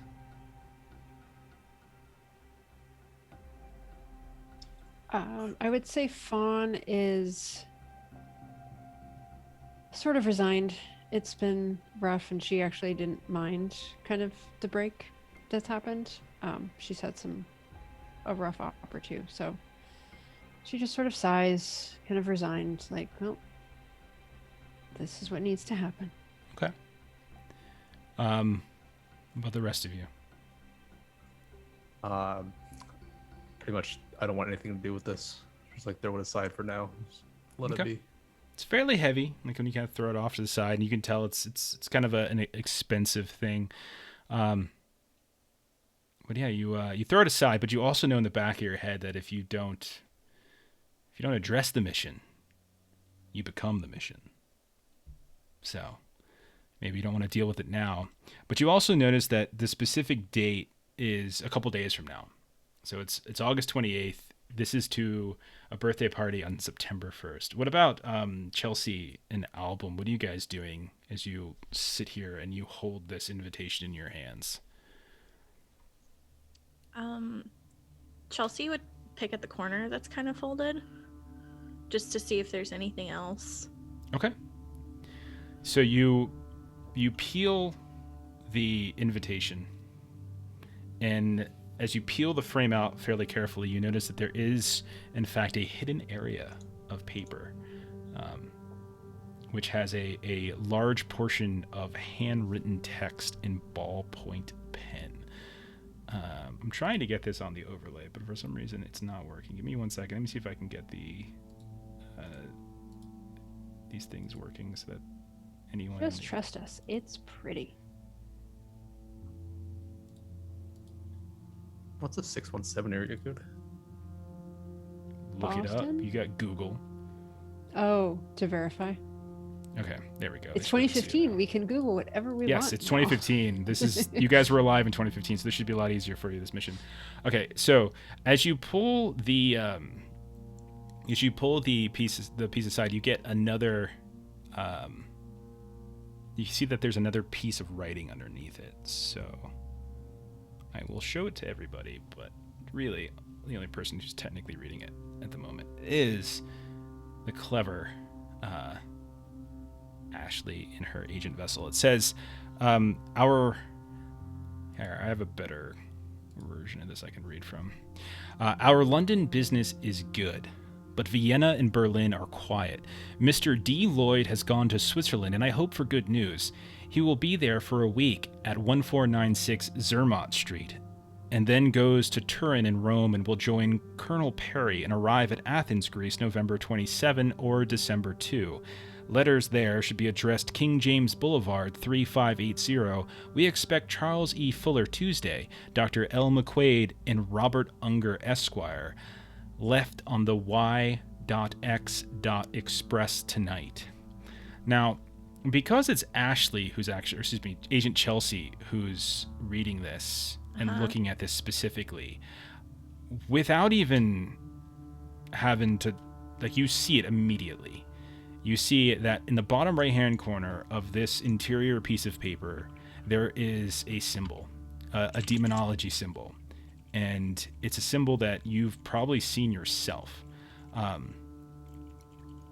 And as you're like staring at it, you hear like your smoke alarm just sort of go off, like just like right in the middle of your house. And it kind of jumps really quickly, and you recognize it as the symbol of person. It's the same symbol you saw when you were in Abigail Wright's apartment back in the night floors. Go ahead and roll sand.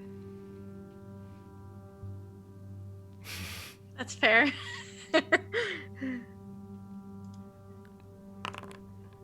Oh. Take 1 point from sanity. Okay. 1 point sanity loss. Is that from helplessness? From helplessness, yeah. So what is Album doing? That's only Chelsea who has done that, by the way, because she's the only one who has officially opened it. So what are you doing, Album, when you stare? You just have the initial one. So Album is going to leave the post office and find any kind of like. He's going to use a very complicated setup to go and call the phone number and also look up the address that's on this invitation.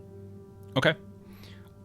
So if you look up the address, it is in fact the Gateway Bridges restaurant at 9011 Potest Street, Boston, Massachusetts. You look it up and it's exactly. Yeah, there's a Gateway Bridges restaurant right there. It's there. It's got Yelp reviews and everything. You call the number and the phone rings, and shortly thereafter, someone answers and they're like, "Hello, this is the Gateway Bridges restaurant. Are you looking to make a reservation?" And then Album will just say, "No, but I'm wondering if your venue requires a certain level of attire." Oh, well, we're not necessarily an entirely formal place, but business casual. Okay, thank you, and he'll hang up. And then you hang up the phone. Okay. Okay, so back to Chelsea. Are you doing anything? With that, I'm going to, all of the former evidence that I have is I'm going to go and I'm going to take it, collect it from where it's been around my house, and I'm going to lock it up in my vault. And I'm just going to start, grab my go bag and head out. What did your forensics get to, by the way? Because I know you upgraded it. My forensics now is at 22. Okay. All right. Go ahead and roll forensics plus 20. Fail. Okay. All right. Yeah, you're reading through like the inner letter, like you can tell obviously that the writing for the interior page is different from the writing of the invitation itself. Like the invitation is like some fancy calligraphy, but it's like handwritten with like all sorts of crazy flourishes, and the inside is also handwritten. She would. There's something about the content of the letter. It's just like, this just makes no sense. Like, but she would do like a cursory Google of like the locations mentioned and the people. Yeah. Okay. So the same thing you get as Agent Album when you look up the location of the restaurant. It seems to be a legitimate restaurant. Of the inside of the. Oh, like of that? Yeah, you. I mean, there's certain places that you get in terms of like Athens, Greece, etc. But like Colonel Perry, like there's King James Boulevards here and there. There's a bunch of them, in fact, all over the world. There's a couple Charles E. Fullers, but they're all. I mean, like there's tons of them. A lot of these names come up, but nothing stands out entirely. One thing though, and that's when you are looking up the name that's on the invitation, Richard Ziloni. When you do a quick Google search of that, it turns out that the word Ziloni kind of gets a hit, and it's Polish for green. That's the only thing that kind of stands out as you start doing some kind of these different Google searches here and there. Okay. Let's cycle back to Vessel. You throw it off to the side, but then you come back to it later because you know you have to. And Fawn as well. Do either of you want to do anything? Yeah, I'll check the package more in depth. Okay. See what else is in there? Yeah, that is the only thing inside this envelope. Otherwise, it is a standard FedEx envelope. It's just this piece of paper. It's kind of heavy. It's well made, whatever this is. But what specifically do you want to look at? I'll pour myself a drink and get more, and pretty much analyze this entire invitation. Okay. Front, insides out. Okay, so if you do the inside out thing, you'll peel it back, and you'll find the same stuff that Chelsea found. But I'm going to need you, however. You don't, I would say, I think everyone saw that, actually, the person symbol, didn't they? Right? That was... Yeah, we I did did discuss it as a explain it. group. I think Yeah. everyone saw it. Yeah, so go ahead and roll sanity then, their vessel, as you also recognize that symbol, just because Success. it's hard to... Okay, yeah, you don't lose anything, but you definitely recognize it. I don't think occult is Vessel's forte. Is that correct? No. Yeah, Yeah, so that's it's you probably don't know a ton about what it was, and I don't think you really dug into it too much. The book, you know that there was a book on demonology, but Chelsea or maybe Fawn had it. So, is there anything else you want to do? Like, if you want to, like, if there's anything specific you're looking for as you're taking this apart.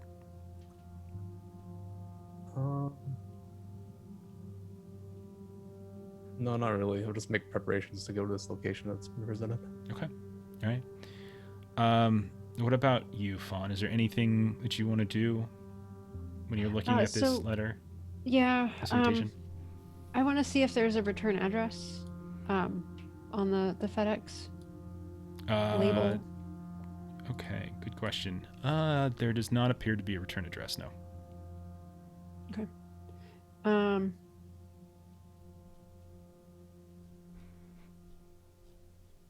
Is there anything on like the back?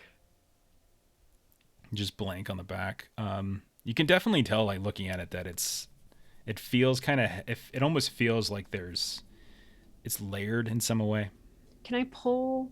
So there's the inset area that the writing is on. Mm-hmm. Sometimes that is on like a separate card from the rest of it. Can I pull that off? Yeah, when you peel it apart, so you get the same thing that both Chelsea and Vessel have noticed. Okay, so there there's not. there does appear to be another piece of paper into it, and you get the same thing that's up there now. Okay. There's no other layer in it. Doesn't appear so, but I do need you to roll sand, because this breaking it down physically will also have you see this. Okay. 2 for 3 is not bad with those sanity tests. Okay. Anything else you want to do, or anybody? I know that Vessel's making arrangements to get to Boston. On the inside, what came after King James? You should be able to see, but it says King James Boulevard, 3580. Do either Vessel... What are Vessel's and Fawn's forensic skills at? I have 30. What about you, Fawn? Is she frozen? Did Melissa just freeze? I think so. I think Melissa froze. Okay. She's Looks just like thinking a- really hard. Either that or she's incredibly She's focused on the thinking question. really, really hard. Look at her. She's just like, I don't need you to tell me. I'll find it myself. She'll probably disconnect in a second. It'll probably throw our overlay into a loop. So just prepare for that in a moment, everybody. But Vessel, you recognize this actually as what's called a request exemplar. It is. And there she goes. And there she goes. Just 1 second as we... I'm going to go ahead and put us on our little opening loop for a moment as we wait for her to reconnect so everyone doesn't have to see our nonsense. So give us like 5 minutes. We'll be back in a second.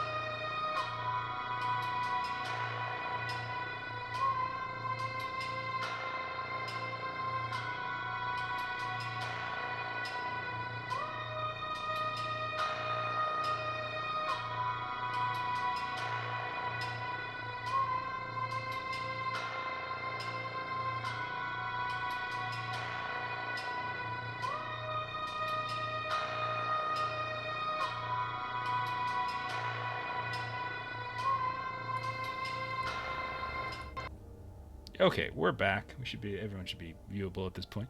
All right, sorry about that. Okay, so you would recognize this. So we're looking at this invitation. Vessel, you're reading through this interior piece. You read through it. It's just kind of gibberish, and you recognize it as what's called a request exemplar. It's a portion of a text that a suspect is often asked to write so that their handwriting can be compared to evidence of some kind.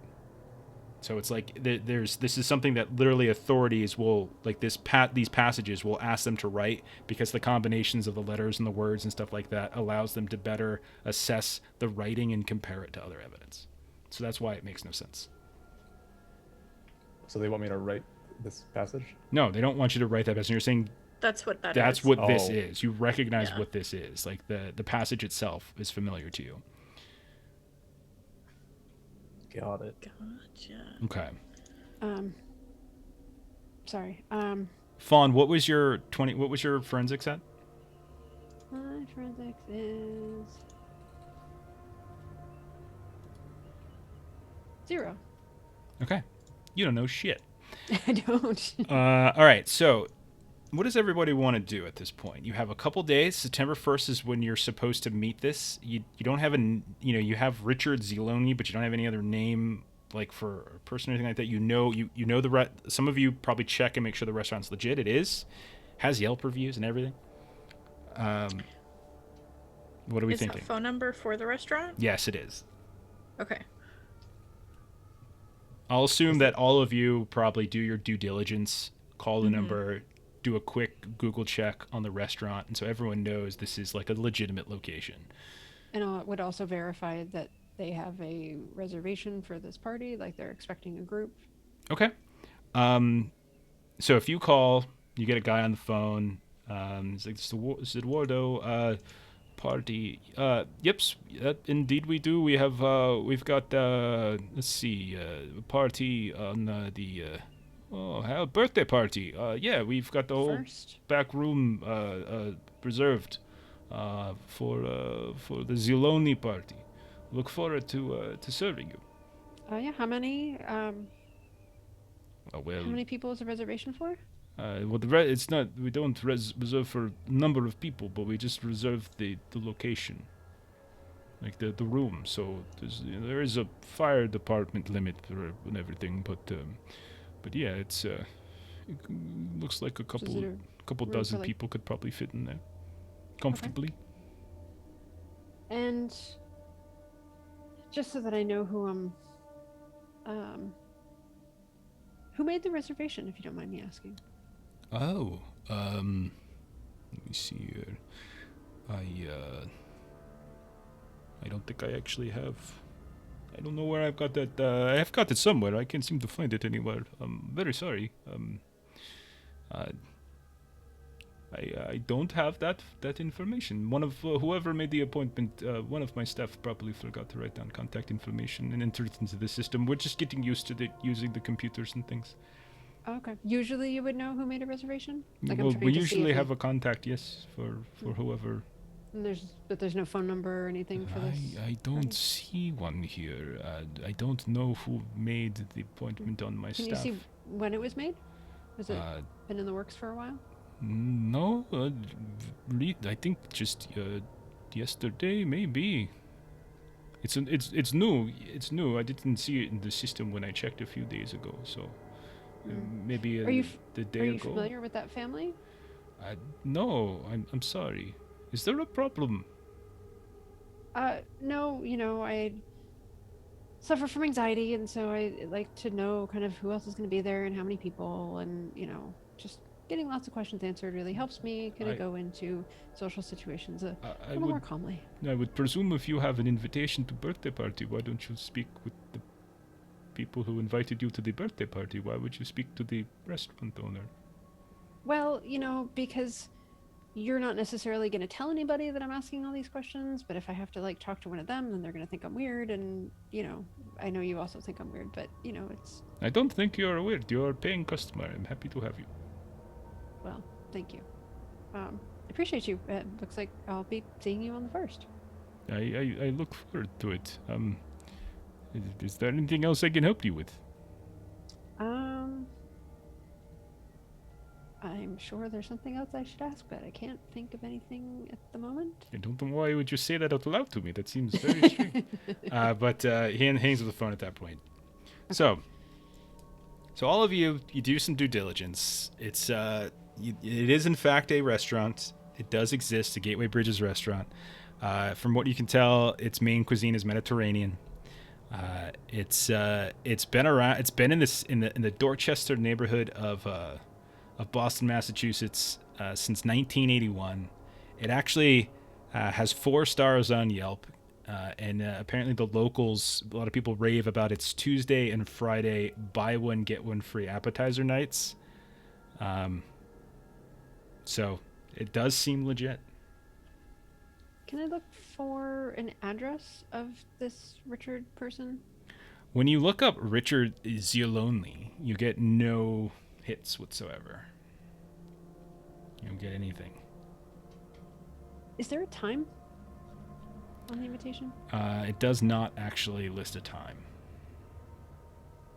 I'm gonna call him back and ask him what time it's reserved for. And he's let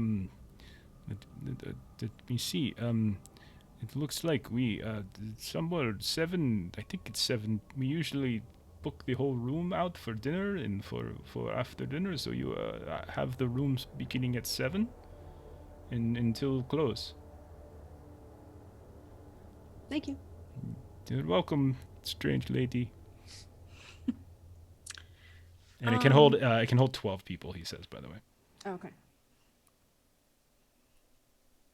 Can I say that I had previously purchased a gun and Chelsea's going to report it as stolen. You're going to report your gun as stolen? Okay. Yeah. Wow. And I'm going to file off the serial numbers on it. And then that's going to get put into my go bag. And then I am going to get in my car and I'm going to start driving. You're going to drive? Okay. Yeah. And you're driving from, where is it you're coming from? I think it's like Asheville, Virginia. Asheville, Virginia. Okay. I had a cousin who lived in Asheville, North Carolina for a while. Or wait, no, I might be thinking of North Carolina. Somewhere in Virginia. Do a Google search. See how long it takes for you to get from there to Boston. Okay. And I'm also actually going to need you to do a criminology roll, I think. Hey, Jeremy, how's it going? My criminology is 60. Still roll it, yeah. Okay. Success. Okay. Yeah, you make the report. You answer the questions in such a way that you would think law enforcement would be satisfied with them, and they seem to kind of believe your story, at least for now. They don't seem to be too suspicious. So they'll probably just ask you, like, when was the last time you saw it? Like, was it stolen from your home? Do you think it was from your vehicle? They'd be kind of curious about that, though. I had it in my car after I had done some target practice. I had it out because I was going to clean it, and then I got distracted grocery shopping later in the day when I was running errands. And what kind of gun is this? Is this a handgun? Is this a hunting rifle? A handgun. Okay. And it is registered. Yes. Okay. So yeah, you don't really have any problems, but they thank you for your report and they'll contact you should something come up. But they also say usually stuff like this doesn't turn up, though. You might want to get yourself a new one. Okay, thank you. Okay. I just was concerned, and the fact that it's out there and somebody has it, that's terrible. Yeah, it is terrible.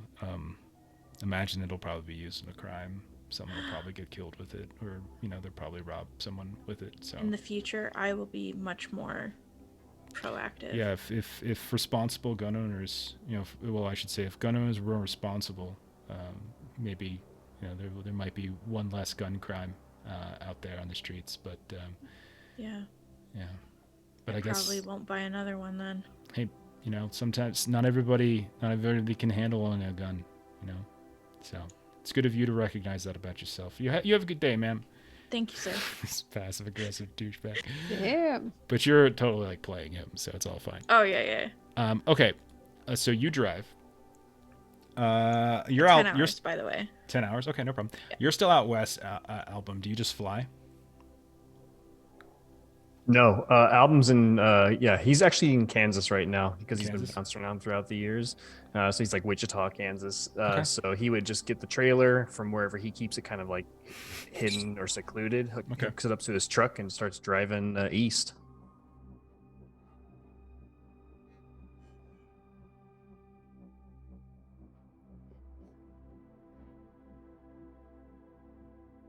Doing a look. It's going to take, if you're trying to drive, 21 hours and 22 minutes. Yep. Okay. All right. Fawn, Vessel, are you all being weird in driving as well, or are you going to fly? It's the safest form of travel.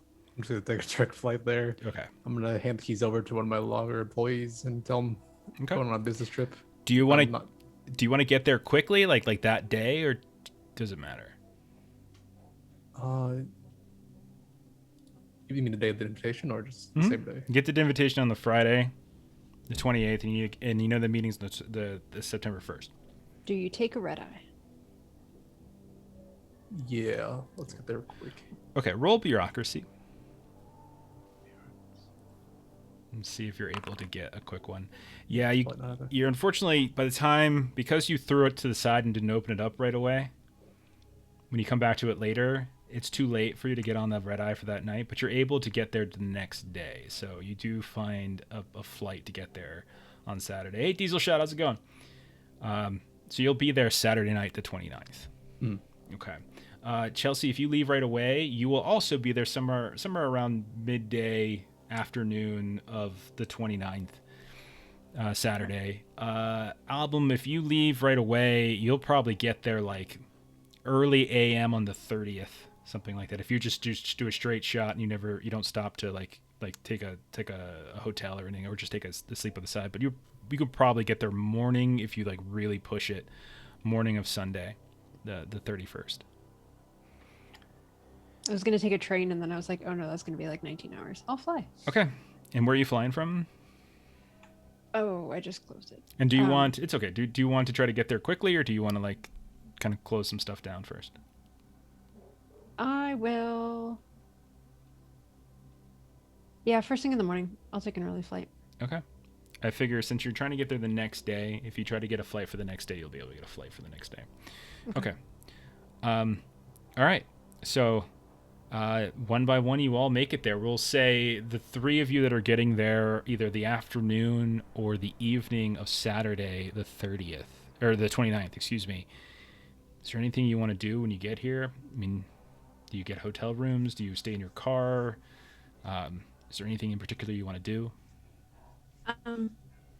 Steve's gonna get a room because she's been working remotely on her laptop, so she can get ahead on some work and not have to worry about it for the next couple of days.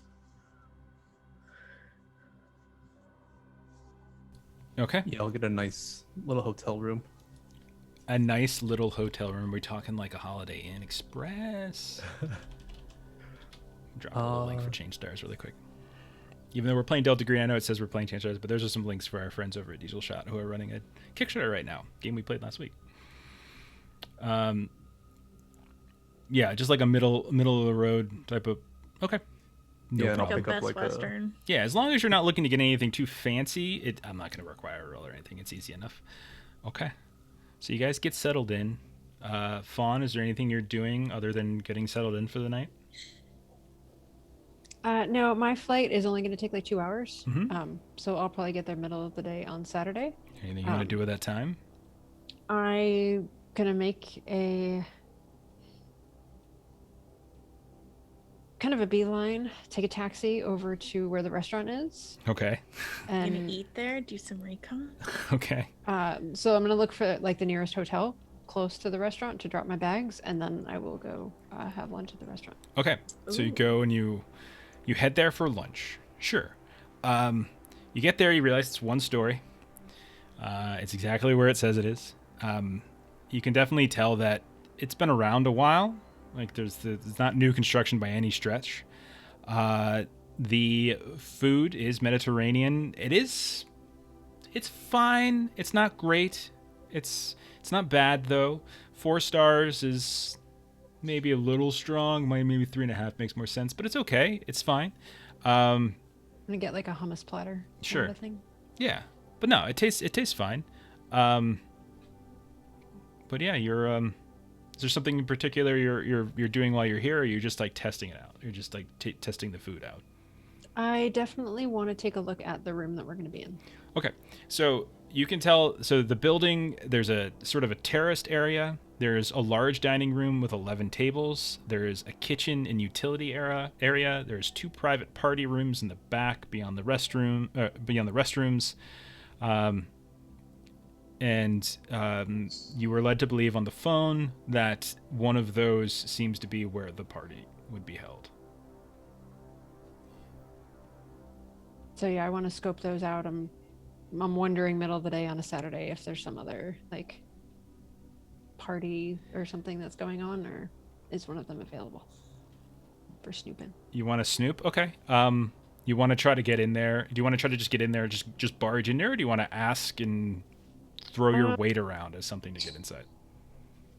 It's near the restrooms, so I basically just want to like, do I hear? Does it sound like there's a birthday party and there's clearly a bunch of people in there? or Roll does luck it sound test. empty? Roll luck. And that is just On a success, we'll say one of them's open and free and empty. On a fail, we'll say they're all occupied currently. Is that just a D100? Yeah, there should be a button for it. Okay. You rolled 2D100. Oh, yeah, that's right. Sorry. That's fine. You would have. Right. That's fine. Okay, all 3 of them pass. You rolled 3. All 3 of the party rooms are empty. There's no one in them. There's nothing going on right now. Okay. Then I'm going to pretend like I went to the restroom, but I didn't. I kind of stick my ears up, and then I'm just going to go inside. Okay. Yeah, so you go inside. You can tell that the larger party room has 3 windows. You can see that some of the smaller ones, some of the smaller ones, like they have windows, not as many. The tables, like some of them have tables set up, others are kind of stacked off to the side. It looks like maybe there was a party last night and they haven't reset everything, but like it's definitely a room that's malleable. They can kind of lay it out however people want, but they all have windows and some blinds and such. But since no one's in here right now, there's nothing there. It looks like there's like banquet tables and stuff here and there as well for like setting up drinks and things. Okay. I want to check out the decor in the room. Yeah, I mean it's pretty. What do you mean, like any sort of set dressing Pictures or something like that? Hanging or anything like that? Nothing that sort of stands out. No, there's no like personable photographs or something like that. It looks like just sort of generic artwork of various like Mediterranean villas and things, like stuff on the water, Roman or Greek, type quaint villages, things that you would expect to find in a Mediterranean restaurant. Okay. I do want to see if there's any. I don't know that I have any equipment to look for bugs, but I do want to look if there's like cameras or anything in the room. Okay, roll a search Maybe test. Corners. And I am going to roll something as well. That's a fail. Okay. So I check the little box because I failed. You start searching through, and you hear, "Excuse me, can I help you?" As a man walks in, probably in his 50s, kind of a... Eduardo? Yes, can I help you, miss? Yes, I spoke with you on the phone yesterday. I'm coming for that birthday party. He thinks for a second. Oh, yes, I remember you. Yes. So is this the room? Like I said, I get a lot of anxiety, so I wanted to figure out, lay of the land. What's going on? He'll show you to the room. Like it would be in this room here. We'll have a sign out front of the room to point the people who are coming into it. Ma'am, it's a birthday party. It's supposed to be for fun and for meeting friends and family. And Well, right. So if I get all this out of the way now, then I can have fun when it's time for the party. Right Like- now, not so much fun. Will be fun then. Thank you for indulging. you're welcome. Is there anything else I can do for you? But I must ask you to leave. We do have other venues later this evening. Oh, okay. Yeah, do you mind it? I kind of do this weird thing. It's like a visualization thing. If I can just like sit in a chair, I promise I'll be gone in 4 minutes. Do you want to sit in the chair for 4? I just kind of I do a thing, and it's got to be quiet, but I promise I'll be done. And I did my food, by the way. I am a customer. You did your out food? there. You did your food. That is I very... did order food. I ordered food. I didn't just walk in Madam, and... you can, yes, go ahead, sit, take deep breaths. Everything is Thank fine. Thank you. We are happy to have your party here. I will be by the front if you need anything, but you must Thank you, ask to Eduardo. I appreciate it. make it quick. You will receive a generous tip. I management, I own the place. I do not take anything from the tips, but I appreciate the gesture.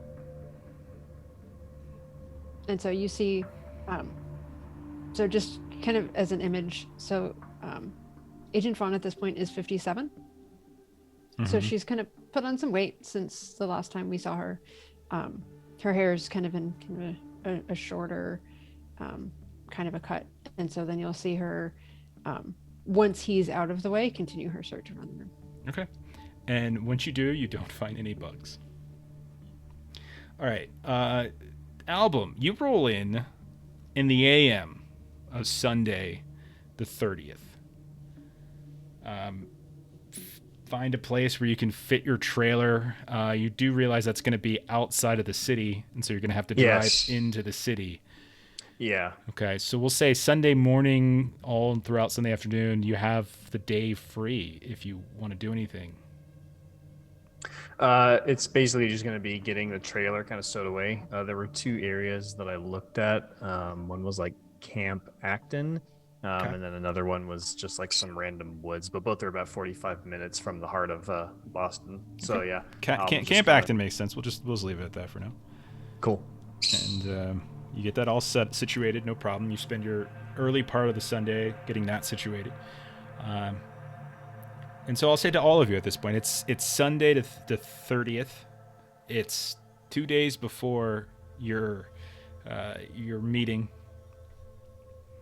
Is there anything anyone's doing, or do we want to fast forward to the meeting time? Hey, Karian, thank you for those bits.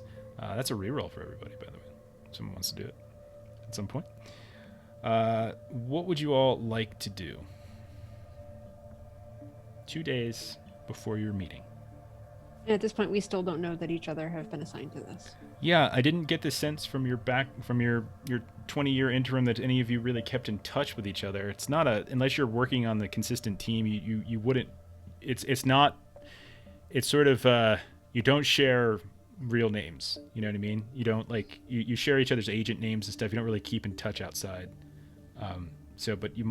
But often teams work together for a while, but because of how crazy the end of the last operation was, you kind of separated. It's possible over the years you might have been assigned to an operation or 2 together. It's possible, but it's unlikely you guys would have exchanged, Christmas cards or anything like that. So what do you want to do? 2 days. And sorry, when I had computer issues earlier, did I hear correctly that the information on the second sheet was known to be some type of a police? You don't know that. You don't know that. The only person who knows that is Vessel. Yeah. Okay. One. Go Sorry. ahead. Go ahead. I was just say one thing Album's going to do in the 2 days leading up is just renting a very unassuming sedan, so that his truck's not anywhere in the area. Yeah, these are easy enough things that I feel like you probably all have pocket money for, like travel, food, and everything. Unless it's anything extravagant, if you're just looking for a basic blend-in thing, I don't think we have to do a roll for that. It's fine. Okay. Would it matter at all if he's renting it under a fake identity?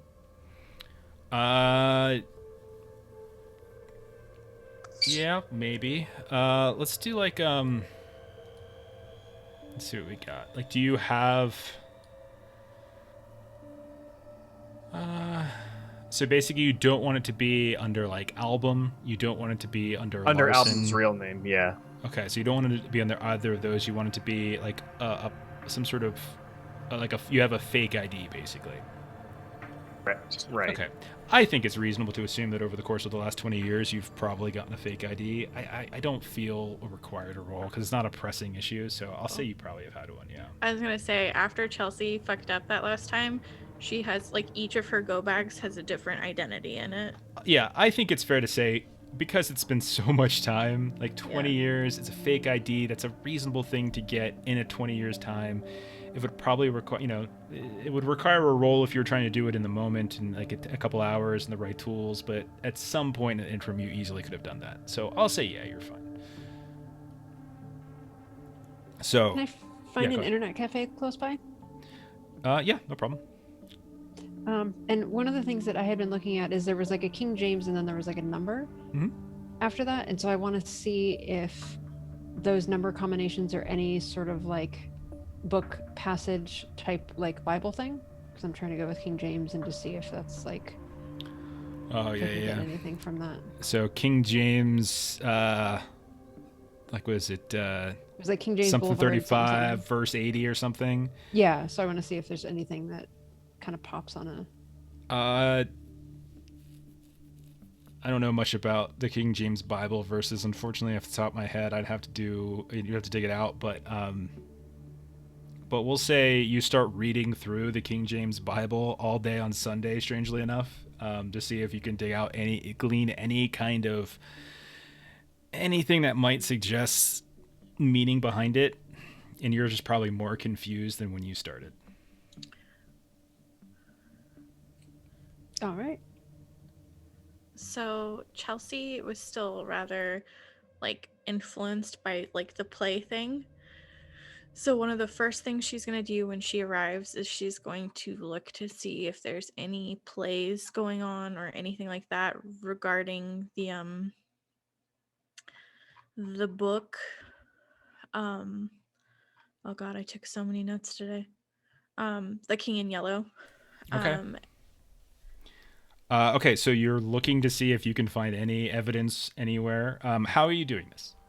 So, well, she's going to look locally to see if, because we got called to come here. So she's going to look, maybe pick up a newspaper, Sure. see if there's any plays nearby. And then if she doesn't get any answers from that, she's going to start obsessively, like, Googling and searching. We'll say the Boston Globe or something has a Sunday edition, like an entertainment edition, and you go start feeding through it. And no, nothing in terms of plays, nothing at any of the colleges in the area. No movies. No movies that stand out to you in a strange, no, nothing. Then you obsessively start searching on the internet for a while. Okay. From your hotel room? I've got my laptop. Okay. So yeah, in the hotel room. Okay. All right. Okay. Go ahead and roll computers. Success. Pass. Okay. So, you're looking for any signs of it in the area? Is that what you said? Well, once I'm Googling, I just want to see, like, I'll start looking in Boston, but I'll expand my net to whatever hits I'm getting. Okay. On your laptop. And is it your own laptop? Is this a laptop like you just built your own? You bought off the shelf? Anything like that? I built this laptop. Okay, so it's something of your own. You get nothing. Like you are pretty confident at this point that there is nothing anywhere in the Northeast whatsoever having to do with any iteration of the title. So whether it's King in Yellow, Le Roi en Jaune, the French iteration of it, or the Latin, because there was one other Latin phrase that I can't remember. The Secretos Manifestos, something like that. Nothing. Confident. Okay. Vessel, were you looking to do anything? Yeah, I'll just get like a public storage unit and just like supply it up with various incidental items like cuffs. Pick up like a burner phone maybe. Oh, nice. Roll a bureaucracy. I'm trying to get like your own little go chamber. I like this. This is clever. Okay. Oh, Holy crap, dude. Targeted of a 10, rolled a 9. Beautiful. You're able to get a storage facility on the cheap, and you're able to kind of collect a variety of bits of equipment here and there that might be useful. So what we'll do is we'll say that anytime you can think of, as we continue the operation, any sort of item, object that you think would be useful in the situation, and we have to do a roll, we'll give you some sort of bonus towards it. We'll do like an automatic plus 30 or something like that. And so it'll just like, would it be something that you would have put in your storage shed or something, your storage facility, stuff like that. So yeah, you get yourself hoarding, and you spend the day going around doing some shopping, getting some things, and that's never that's how we'll handle that. All right, so Sunday passes. Monday comes around. It's the day before your meet. You guys doing anything else? You can say no. I'm not trying to trick you. I'm just trying to give you the time if you want it. Chelsea would want to do a few things.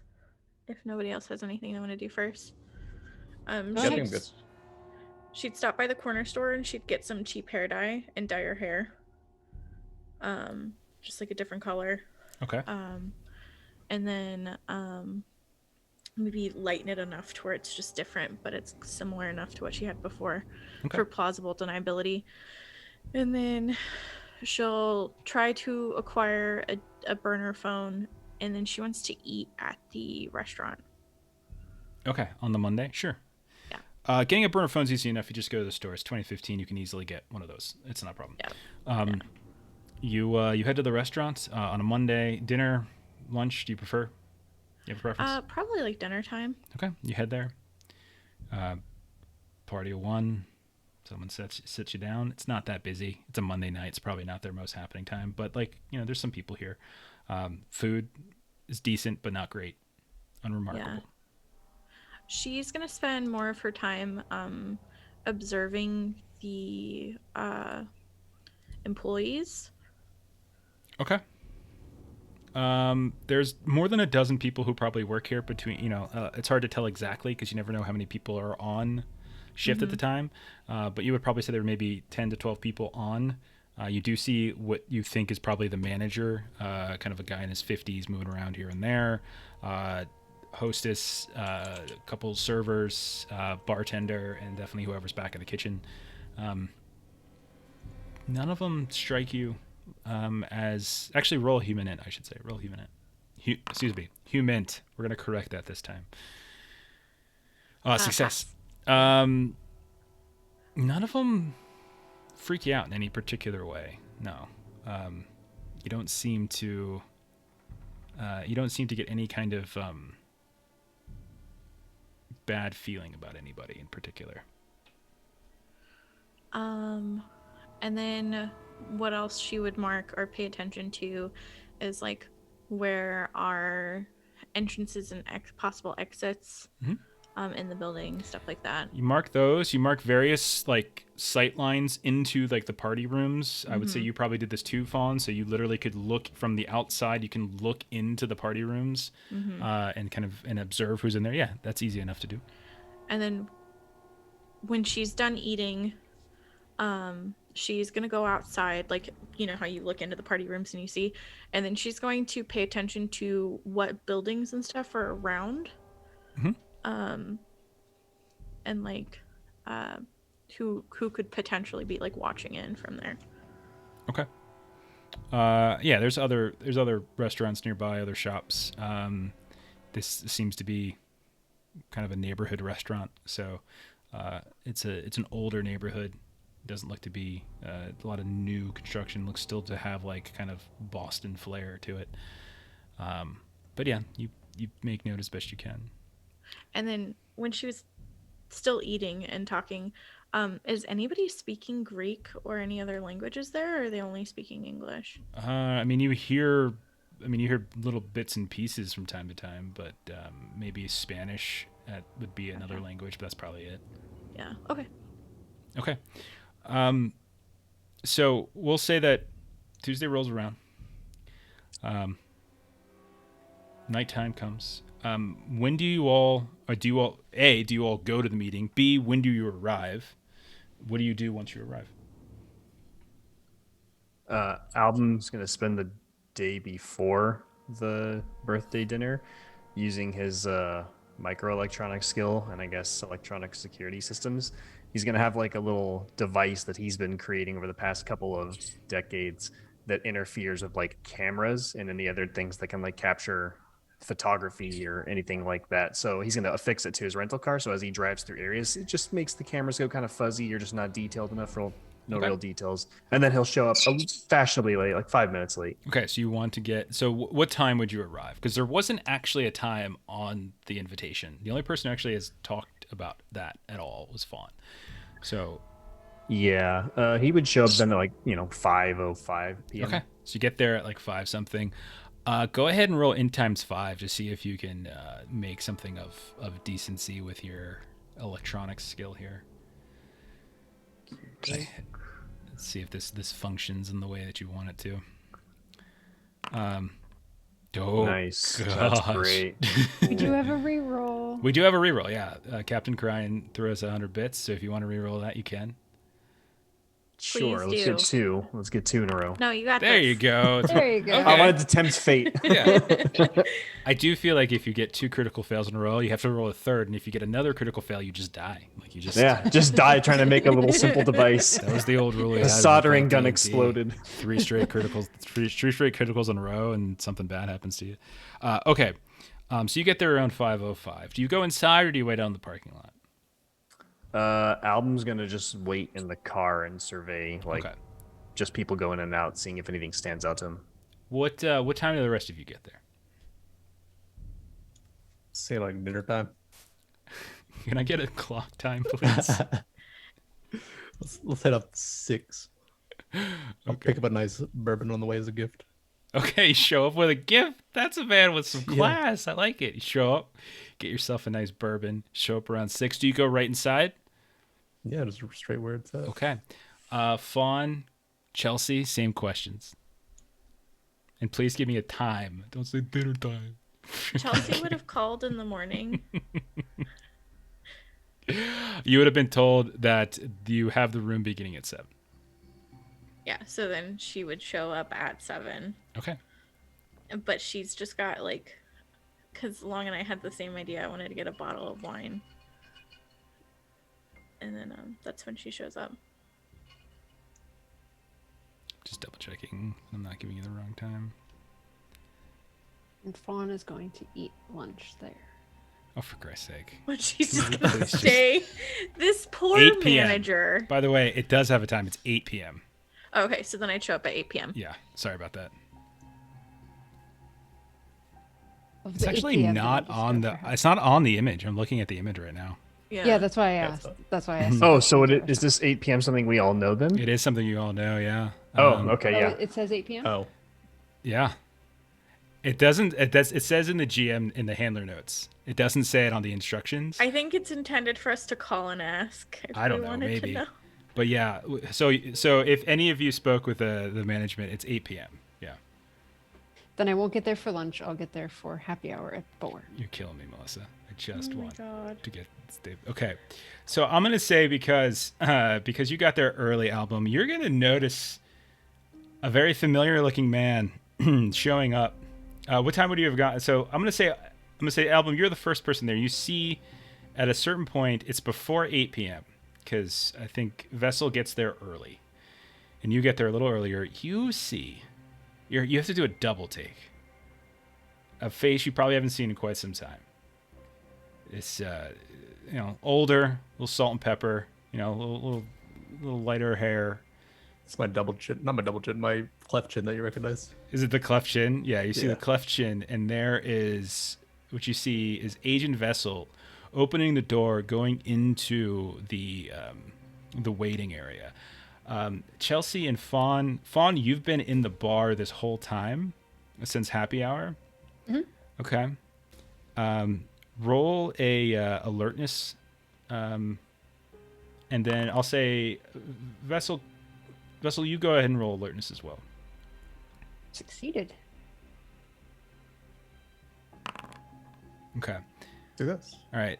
Vessel, you notice that there's a woman over by the bar, and as the two as you're walking in and kind of standing near the hostess's counter, and Fawn, as you've positioned yourself in such a way as you can watch whoever walks in, the two of you, both incredibly alert, your old tradecraft skills kicking in, you literally lock eyes across a crowded room, and you see each other, and recognition immediately strikes you. Chelsea, what about you? You know it's 8 p.m. and I'm saying this is happy hour time. This is like 6 p.m. ish is when this is all going down, because that's when Album said he was getting here. What time are you getting there? She's gonna show up right on time, 8 o'clock. Okay, so and we'll she's say gonna make a show of just I'm here for the party. Okay. She's got her little gift bag. So we'll say 6:30, 7 o'clock is when Vessel shows up. The two of you lock eyes inside. What do you do? And I would say, Album, you saw Vessel walk in. I would say maybe you didn't see Fawn since she's been there probably before you, but you did see, holy shit, that's Agent Vessel. Yeah. Album will kind of just take that little device that he had prepared and keep it in his pocket, and then just kind of slowly approach the restaurant. Okay. You get up to the restaurant, no problem. Do you go inside? Yeah. Okay. You go inside, and a couple people who are waiting around, like, they're like, what the fuck's going on with my phone? They're like hitting the phone as it's like kind of getting these weird, like, what do you mean no signal? This place has got wireless, right? You know, like, people started complaining. Roll alertness. Fail. Okay. You don't notice Agent Fawn, but you're literally standing at this point right next to Agent Vessel as the two of you are in line waiting for a hostess to come and address you. And Vessel, you saw Fawn at the bar. Right. In my head, I'm thinking I never wanted to see these people again, but I'll still have to go up to that. Okay. Just, I guess, like idle chit chat before the party. Okay. You see Album mosey in and right up next to you, and the two of you are literally a couple feet from each other. As the hostess is like, 1 second, and she's like, a table of 3, and so she's leading like 3 people back to a table, and it's just the two of you. And Fawn, because you succeeded at your alertness roll, you see Album wander in as well. You've got Album and Vessel. I want all 3 of you to roll sand tests, actually, for this. Sure. Oh, God. Okay. Wow. Oh, do I get sanity back? I don't think so. I don't think that's a thing. My friends. The two, I would say, Fawn and Vessel go both take a point of sand from helplessness. This is just like, this is too. No. You know, like 20 years. It's been 20 years. Some of you might not have seen each other at all in 20 years, and it was not a good ending. Okay. So when the hostess comes back, so party of 2, as she looks at the two of you who are standing next to each other. Album will just speak up and say, no, I'm here for a reservation. Oh, under what name? And he'll give the Zeloni name. Oh, you're a little early. Would you like to, would you like to sit at the bar for a bit? We can get you a drink and. Very well, that's fine. Oh, okay. Thank you. Thank you for coming to the Gateway Bridges restaurant. And you'll see Fawn like take out, like her bag had been just kind of hanging over the back of the chair of the stool, and you see her like move it and put it on the stool next to her. Like the stool next to her is not. And so as you get close to the bar, you notice Fawn as well, and then she like covers up the seat next to her as you get close to the bar there, Album. Vessel, what are you doing? She came up as well, Album spoke, you didn't. What did you say to the hostess when she asked you? Oh, I'll show the invitation as well. That's what I'm here for. Oh, Well, yeah, I suppose it's great. Your friend is over at the bar. If you you can go with him, I suppose. I will hang out there. Okay. Well, thank you. So, do you guys interact at all, or do you just like sit in separate places around the bar? Yeah, I'll notice her occupying the stool next to her, so I'll just ignore her then. Okay. Yeah, Album's gonna sit all by himself, just order something. Okay. Fawn is sort of going to be like, you know, kind of doing that kind of thing where she's pretending not to look, but then she's kind of Okay. like... About a half an hour goes by, and you guys watch. Some people come, some people go. Some stuff's cleared off. Tables come in, etc. It's getting a little busier. You watch as a man comes in, speaks with the hostess, and you can see it's around 7 o'clock or so. And like, she points over to the bar, kind of over by where you guys are sitting, and he doesn't even like follow. His eyes doesn't even follow where she points. And then she like turns to the next people in line and goes to sit them. And after she leaves, and there's no hostess there, he just walks clear across the restaurant towards the back party rooms. You get the sense that she probably said, "Oh, you're early. But there's a few of your party down by the." You would assume they're down by the bar. Why don't you join them? And he just waits until she leaves, and then just walks clear across the restaurant and goes back into the party areas. This is around 7 o'clock. African American man. You would put him. He's definitely got like gray hair. With your alertness rolls and stuff, you can see that he's got like a kind of a casual suit on. It's not like no suit and tie, but like he's got a suit on and everything. Kind of walks a little strangely, as if he's like his clothes are uncomfortable or something like that. But he walks across the room. None of you recognize this guy. But as you peek around Vessel, you can see past the restrooms. You can see that there's this stand up that says Zoloni Party. And you can see the guy turns into the door in front of, where that sign is standing in front of. I'll get up and trail him. Okay. All right. So will Fawn. So the two of you get up, all spy-like, separately. Put your drink down, or maybe you bring your drink with you. Whatever. Bring it with. Okay. And you both watch him as he turns in. Do you peek inside, or do you just go clear on inside? And Album, are you coming along, or are you doing something else? Album's just going to stay at the bar, continue drinking. Okay. So the two of you head back. Be unknown for a bit. All right. So go ahead and roll your stealth. Okay. Success. Yeah. You you're sitting there and you're looking in the room in such a way that he can't see you. Like you're kind of maybe peering, like the door is open and you're peering through the crack in the door, so he can't quite see you, and you have a very good clear view of it. But yeah, he sits down at a table and doesn't really seem to sort of do anything. He just sort of sits down and I'm looking for something really quick. Sorry about this.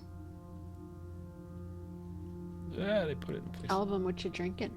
That's a good question. He's drinking a nice aged scotch on the rocks. All right. Vessel, Okay. did you get a drink? Yes. That's right. You own a bar. You're all into all the drinks. He's probably critiquing the bartender's skills. Both of you that are peeking in on him, roll a luck test. Oh, just hit it. Success. Failed. Okay.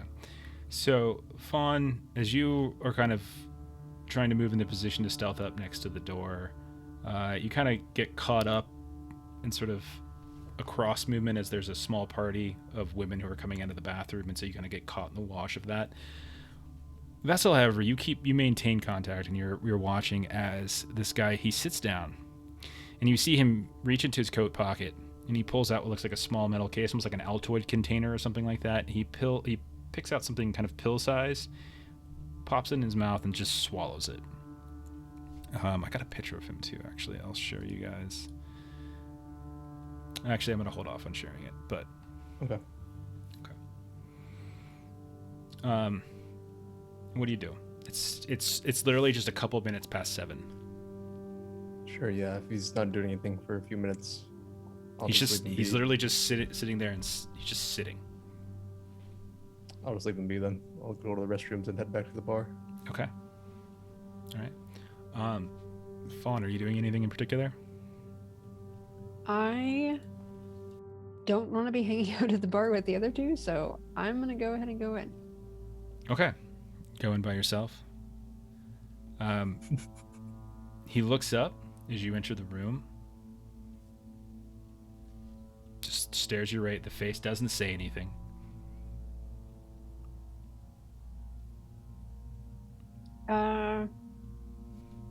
Looks like we're here for the same thing. You see him kind of look into... He pulls out of his pocket. He's got like a watch. Kind of looks at it and buries it down. And he just nods.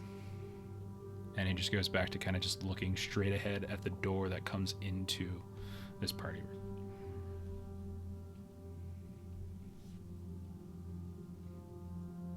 Are you a close friend of Mr. Is it Zeleny? Kind of looks over at you. Kind of just shakes his head curtly and then just goes back towards like concentrating on watching the door.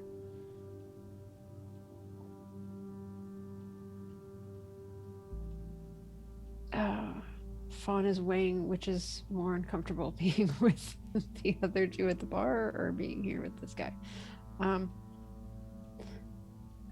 So he's facing the door. Is he at like the end of like a big table setup? Sorry. Trying to picture the inside. Yeah, we'll say it's like the tables have been pushed together like almost like a banquet table, like one big table. Okay. And is he kind of in the middle of one side facing He's the on door? one side and he has a clear view of the entrance into this room. I'll go across the table from him. Okay. Back to the door.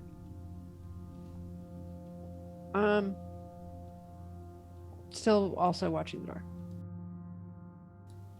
If you're So sitting across unless- from him and he's staring at the door. And I'm flipping my chair so that I'm also watching the door. Okay, so your back's to him then. Got it. Okay. All right. It's like a couple minutes after 7. Time passes. And unless anyone does anything, 8 o'clock rolls around. And Vessel, Album, trying so hard not to notice each other, you all watch as here comes another old friend of yours as you watch Agent Chelsea. Do you just walk in at 8, Chelsea?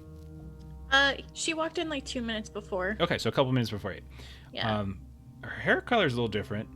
A little older, obviously, but that's her. You'd recognize those like faraway eyes anywhere. Like they're there. She's still got that kind of like, is she crazy kind of look to her. And I'm just gonna forego the alertness rolls and say that you notice the two of them as well. But it's 8 o'clock. Make our way to the banquet. Okay. You head there. You wander in, you walk in, and there's Fawn just a couple feet from the door. Multiple times, like the waiters or waitress came back and asked for like, to replenish drink orders. He kept saying no, the man. But you could have gotten some if you wanted. But then in walks Vessel.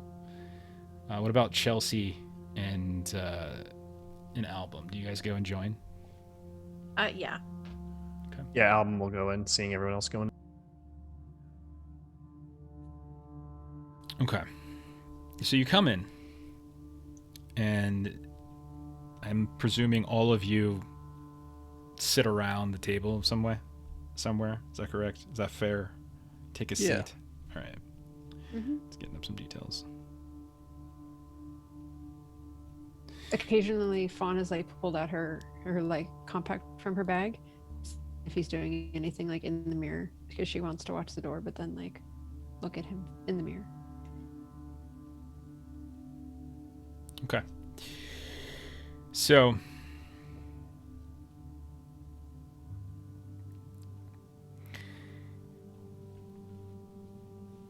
once everyone's in, he speaks up finally, and he says, "Would one of you please shut the door?" Yeah, Chelsea will shut the door.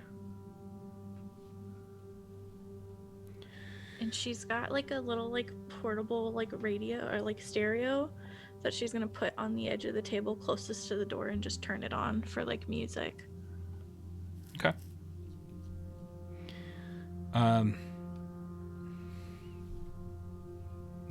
Thank you for coming. I am Agent Exeter. I'm here on behalf of the group. You all can get closer if you would mind, so I don't have to speak up too loudly. Oh, lean in. Switch chairs. You see him kind of reach down to the side where he kind of picks up what looks like a small folio of some kind. I would say those of you with fairly high alertness, which I believe, if memory serves, is Vessel.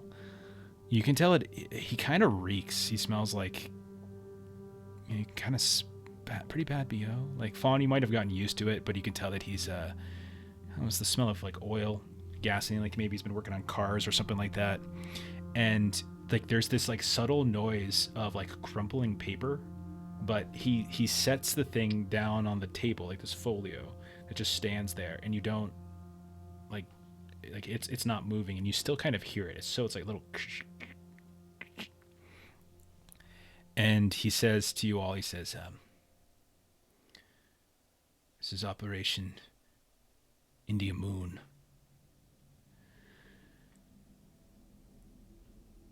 Former operatives of the group have gone missing. They have been under the care of a psychiatric facility here in Boston. These patients,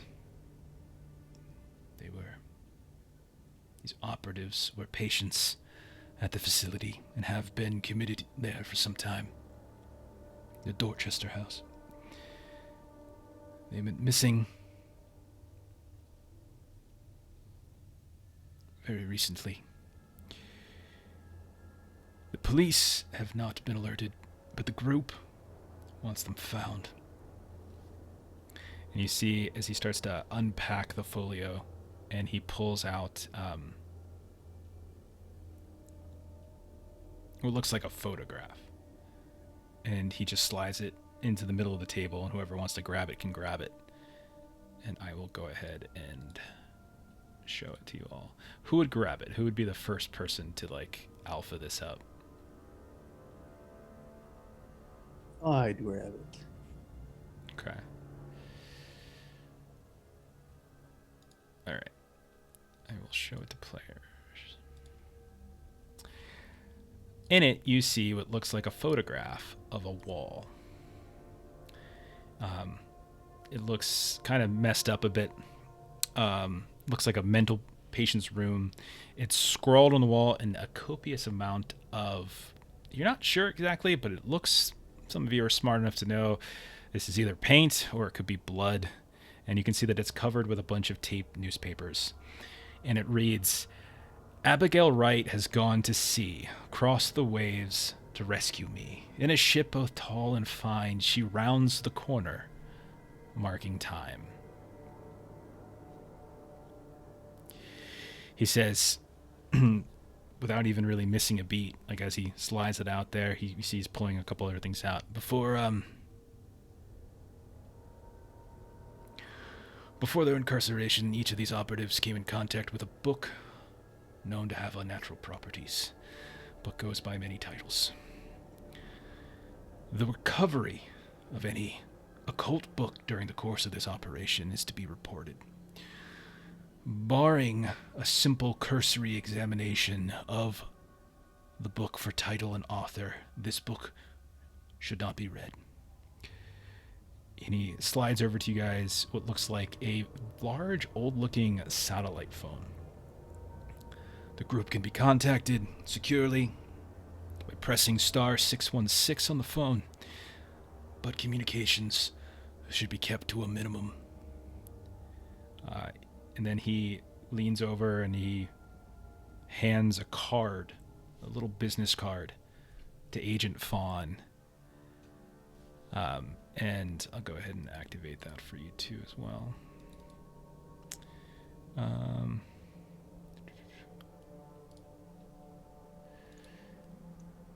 so it looks to be a business card for a Dr. Richard F. Dallin. The card specifically says, Dr. Richard F. Dallin, Director, Dorchester House Psychiatric Facility, 48 Norwood Street, Boston, Massachusetts, 02122. There's some contact information at the bottom, like fax machine, etc., email. There's also like a quote there, and it says, "Sometimes things become possible if we want them bad enough." He says, the guy you're speaking to, Agent Exeter, he says, Dallin is a group friendly, and he's familiar with the group's activities. He's expecting your call.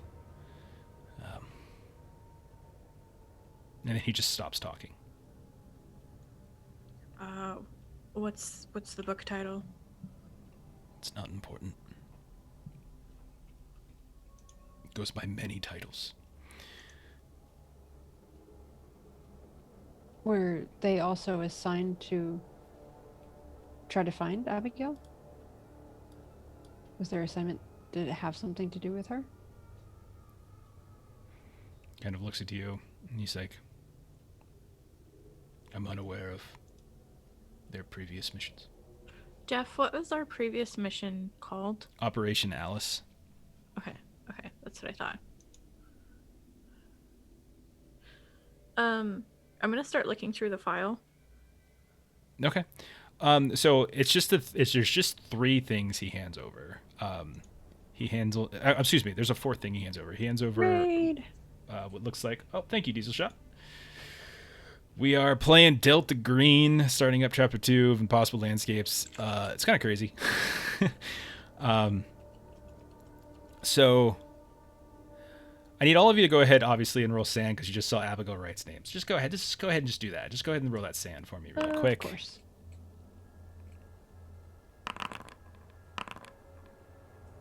Failure. I pass. And then the other thing he gives you as you start going through the file, the file that he has on the table, is he gives you what looks like a list of their names, like list of patient names. Okay, that's what I was looking for. Yeah, so let me share that as well. Sorry. It's always a lot of stuff to share right at the beginning. So, but there you go. There's four names: Cal, Diasa, T-How, Kim Plaslad, and Ray Bilibas. Hopefully you guys should have gotten that one as well.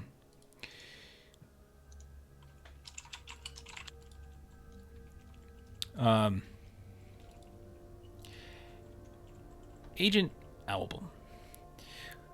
As everybody's looking at things,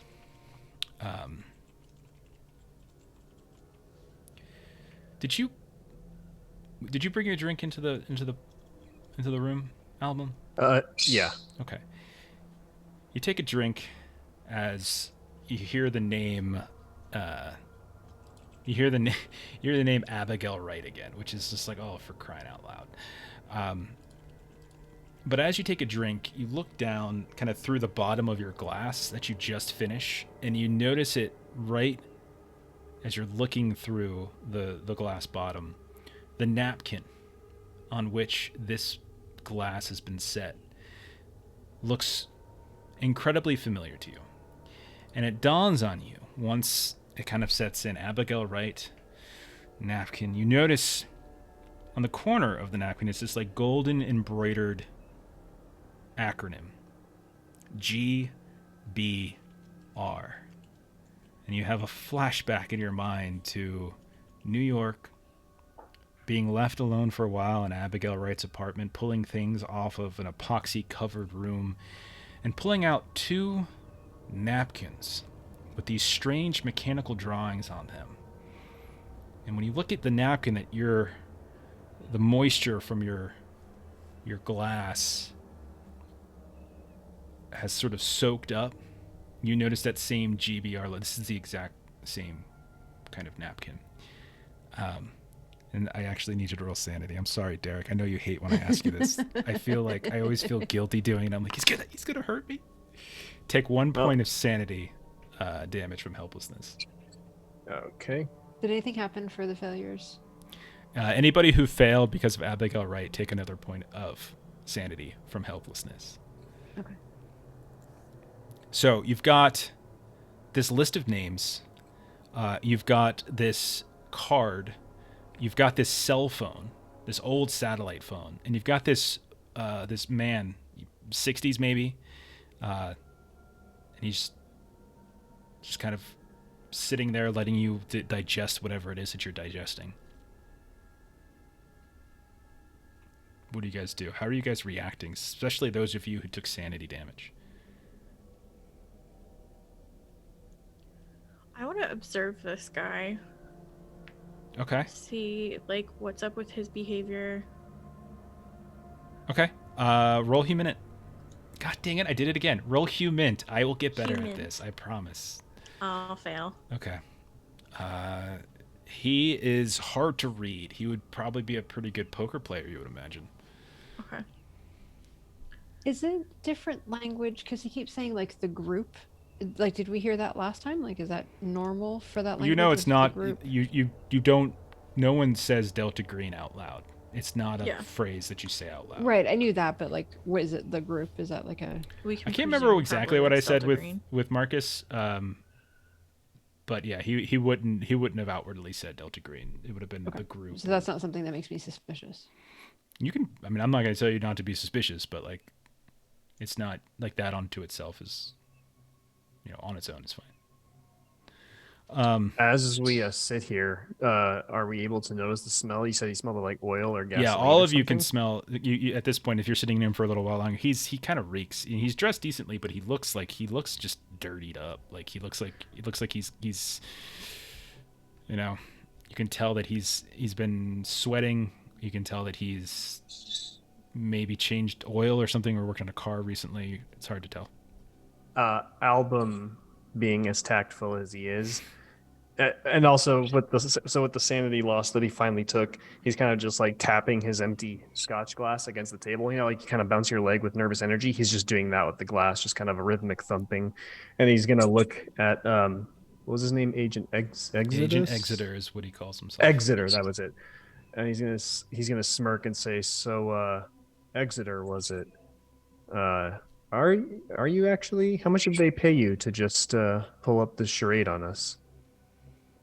He kind of looks at you. I don't get paid for this. And then Album's gonna kind of look and say, "I smell gasoline, and you just don't look. You look out of place. Who paid you this, and why? Why are you actually here?" I just told you. I don't get paid. I'm here to. So what do they have? I'm here to activate you for Operation India Moon. Operate us under what? Operation India Moon. What is India Moon a part of, though? Album's kind of getting more combative. Like, for who? Who's interested in Operation India Moon? The group. Uh-huh. And how long have you been with the group? That's not a question you ask. Interesting. So I'm just supposed to assume that you and I have a common understanding with nothing.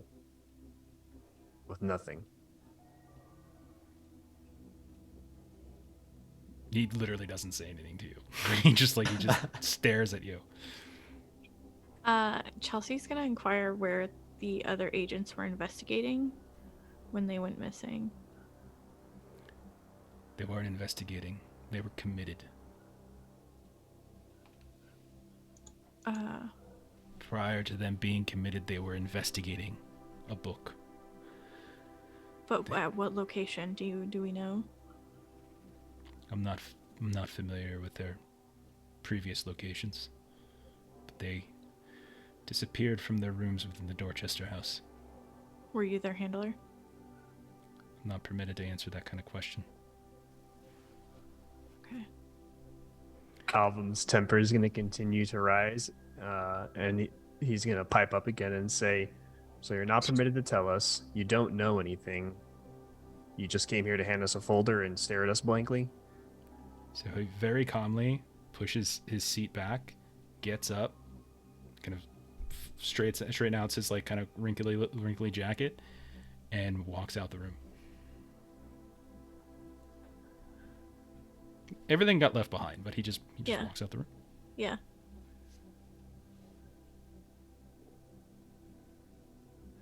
Chelsea's gonna collect up all the information that he left behind, and she's just gonna look at Vessel. Was ours the last one you were on? I've done a few small ones, but no. And then she'll turn and she'll look at Fawn. You? Fawn is actually going to try to follow him out. Okay, no problem. Do you care if he sees you, or do you want to do this like stealthily? Stealthily, Then if possible. Obviously, Not you're that rolling it. I'm Yeah. Good at that. Nope. Okay. Well, it's Okay. contested, so let me roll his thingamajiggy. But I failed, so I can check it. Did get anybody was anybody else doing that as well? Album, are you gonna follow him? No, Alvum's not going to follow. Okay. You follow him out to the parking lot, Agent Fawn, and if he noticed you, I mean, a couple times at one point, like you bumped into somebody, and then like the hostess was like, "I hope you had a nice time at your party." She like says to you as the door is closing, and he could easily still have heard it, but you see that he continues to walk. He doesn't turn around or anything like that to stop you or notice you. If he does notice you, he certainly didn't make it seem like he did. You watch him as he walks across the parking lot, and he gets into what looks like a 2010. This is funny, Melissa, but this is actually true. 2010 Ford Escape. Okay. It's funny because that's what I drove. And what's your alertness at? It's 20. Okay, roll alertness plus 20. So roll 40 or under. 43. Okay, you catch the sight of what looks like some kind of parking permit, but you can't make out exactly what it is. Can I try to see a license plate number? With a 43 alertness, we'll say you get a partial as the car begins to pull out. Anything you do? I'm sorry? Is there anything you do? He gets into his car. He's starting it up. Or are you just like standing in the middle of the parking lot? I'll try to follow. Okay, you're gonna go get in your car, and you Yeah. start to drive away. What are the rest of you doing? You know, I'm as irritated as you guys. Appleton Wright's bringing back up. I thought we'd close that case, but L3 needs us. Alvum's going to fire up immediately at Vessel and say, "We didn't close a case. We killed a bunch of people and blew up a building." And he's going to get up and storm out of the room. Nice. Ashley, what does Chelsea do? Chelsea's gonna offer for Vessel to come over to her room to go over the information that we have. Ooh. All right. Okay.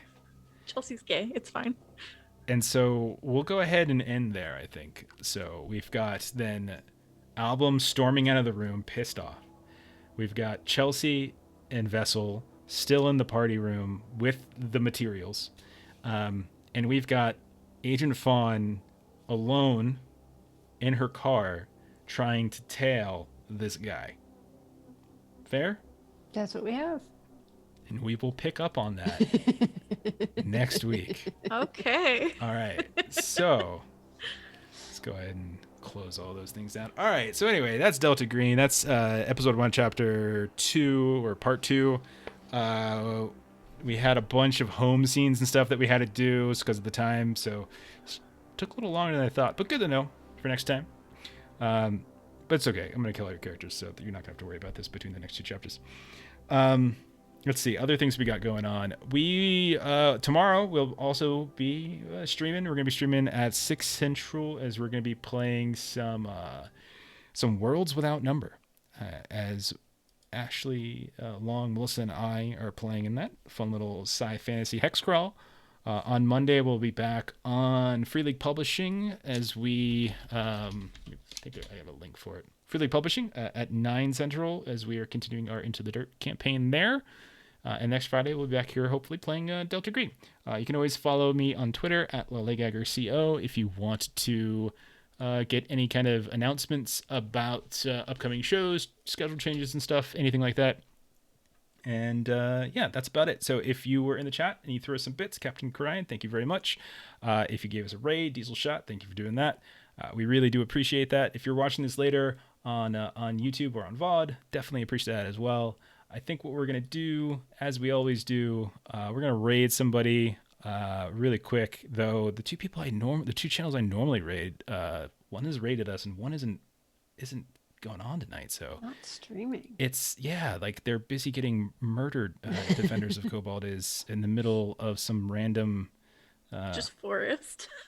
some random forest in the middle of like, what are they, Kansas, Missouri? I don't know where they're going. So I'm gonna switch us over to the end screen, hang out for a minute, and we'll find you some other TTRPG goodness to go ahead and watch. So thanks for joining us. Bye bye. Good night.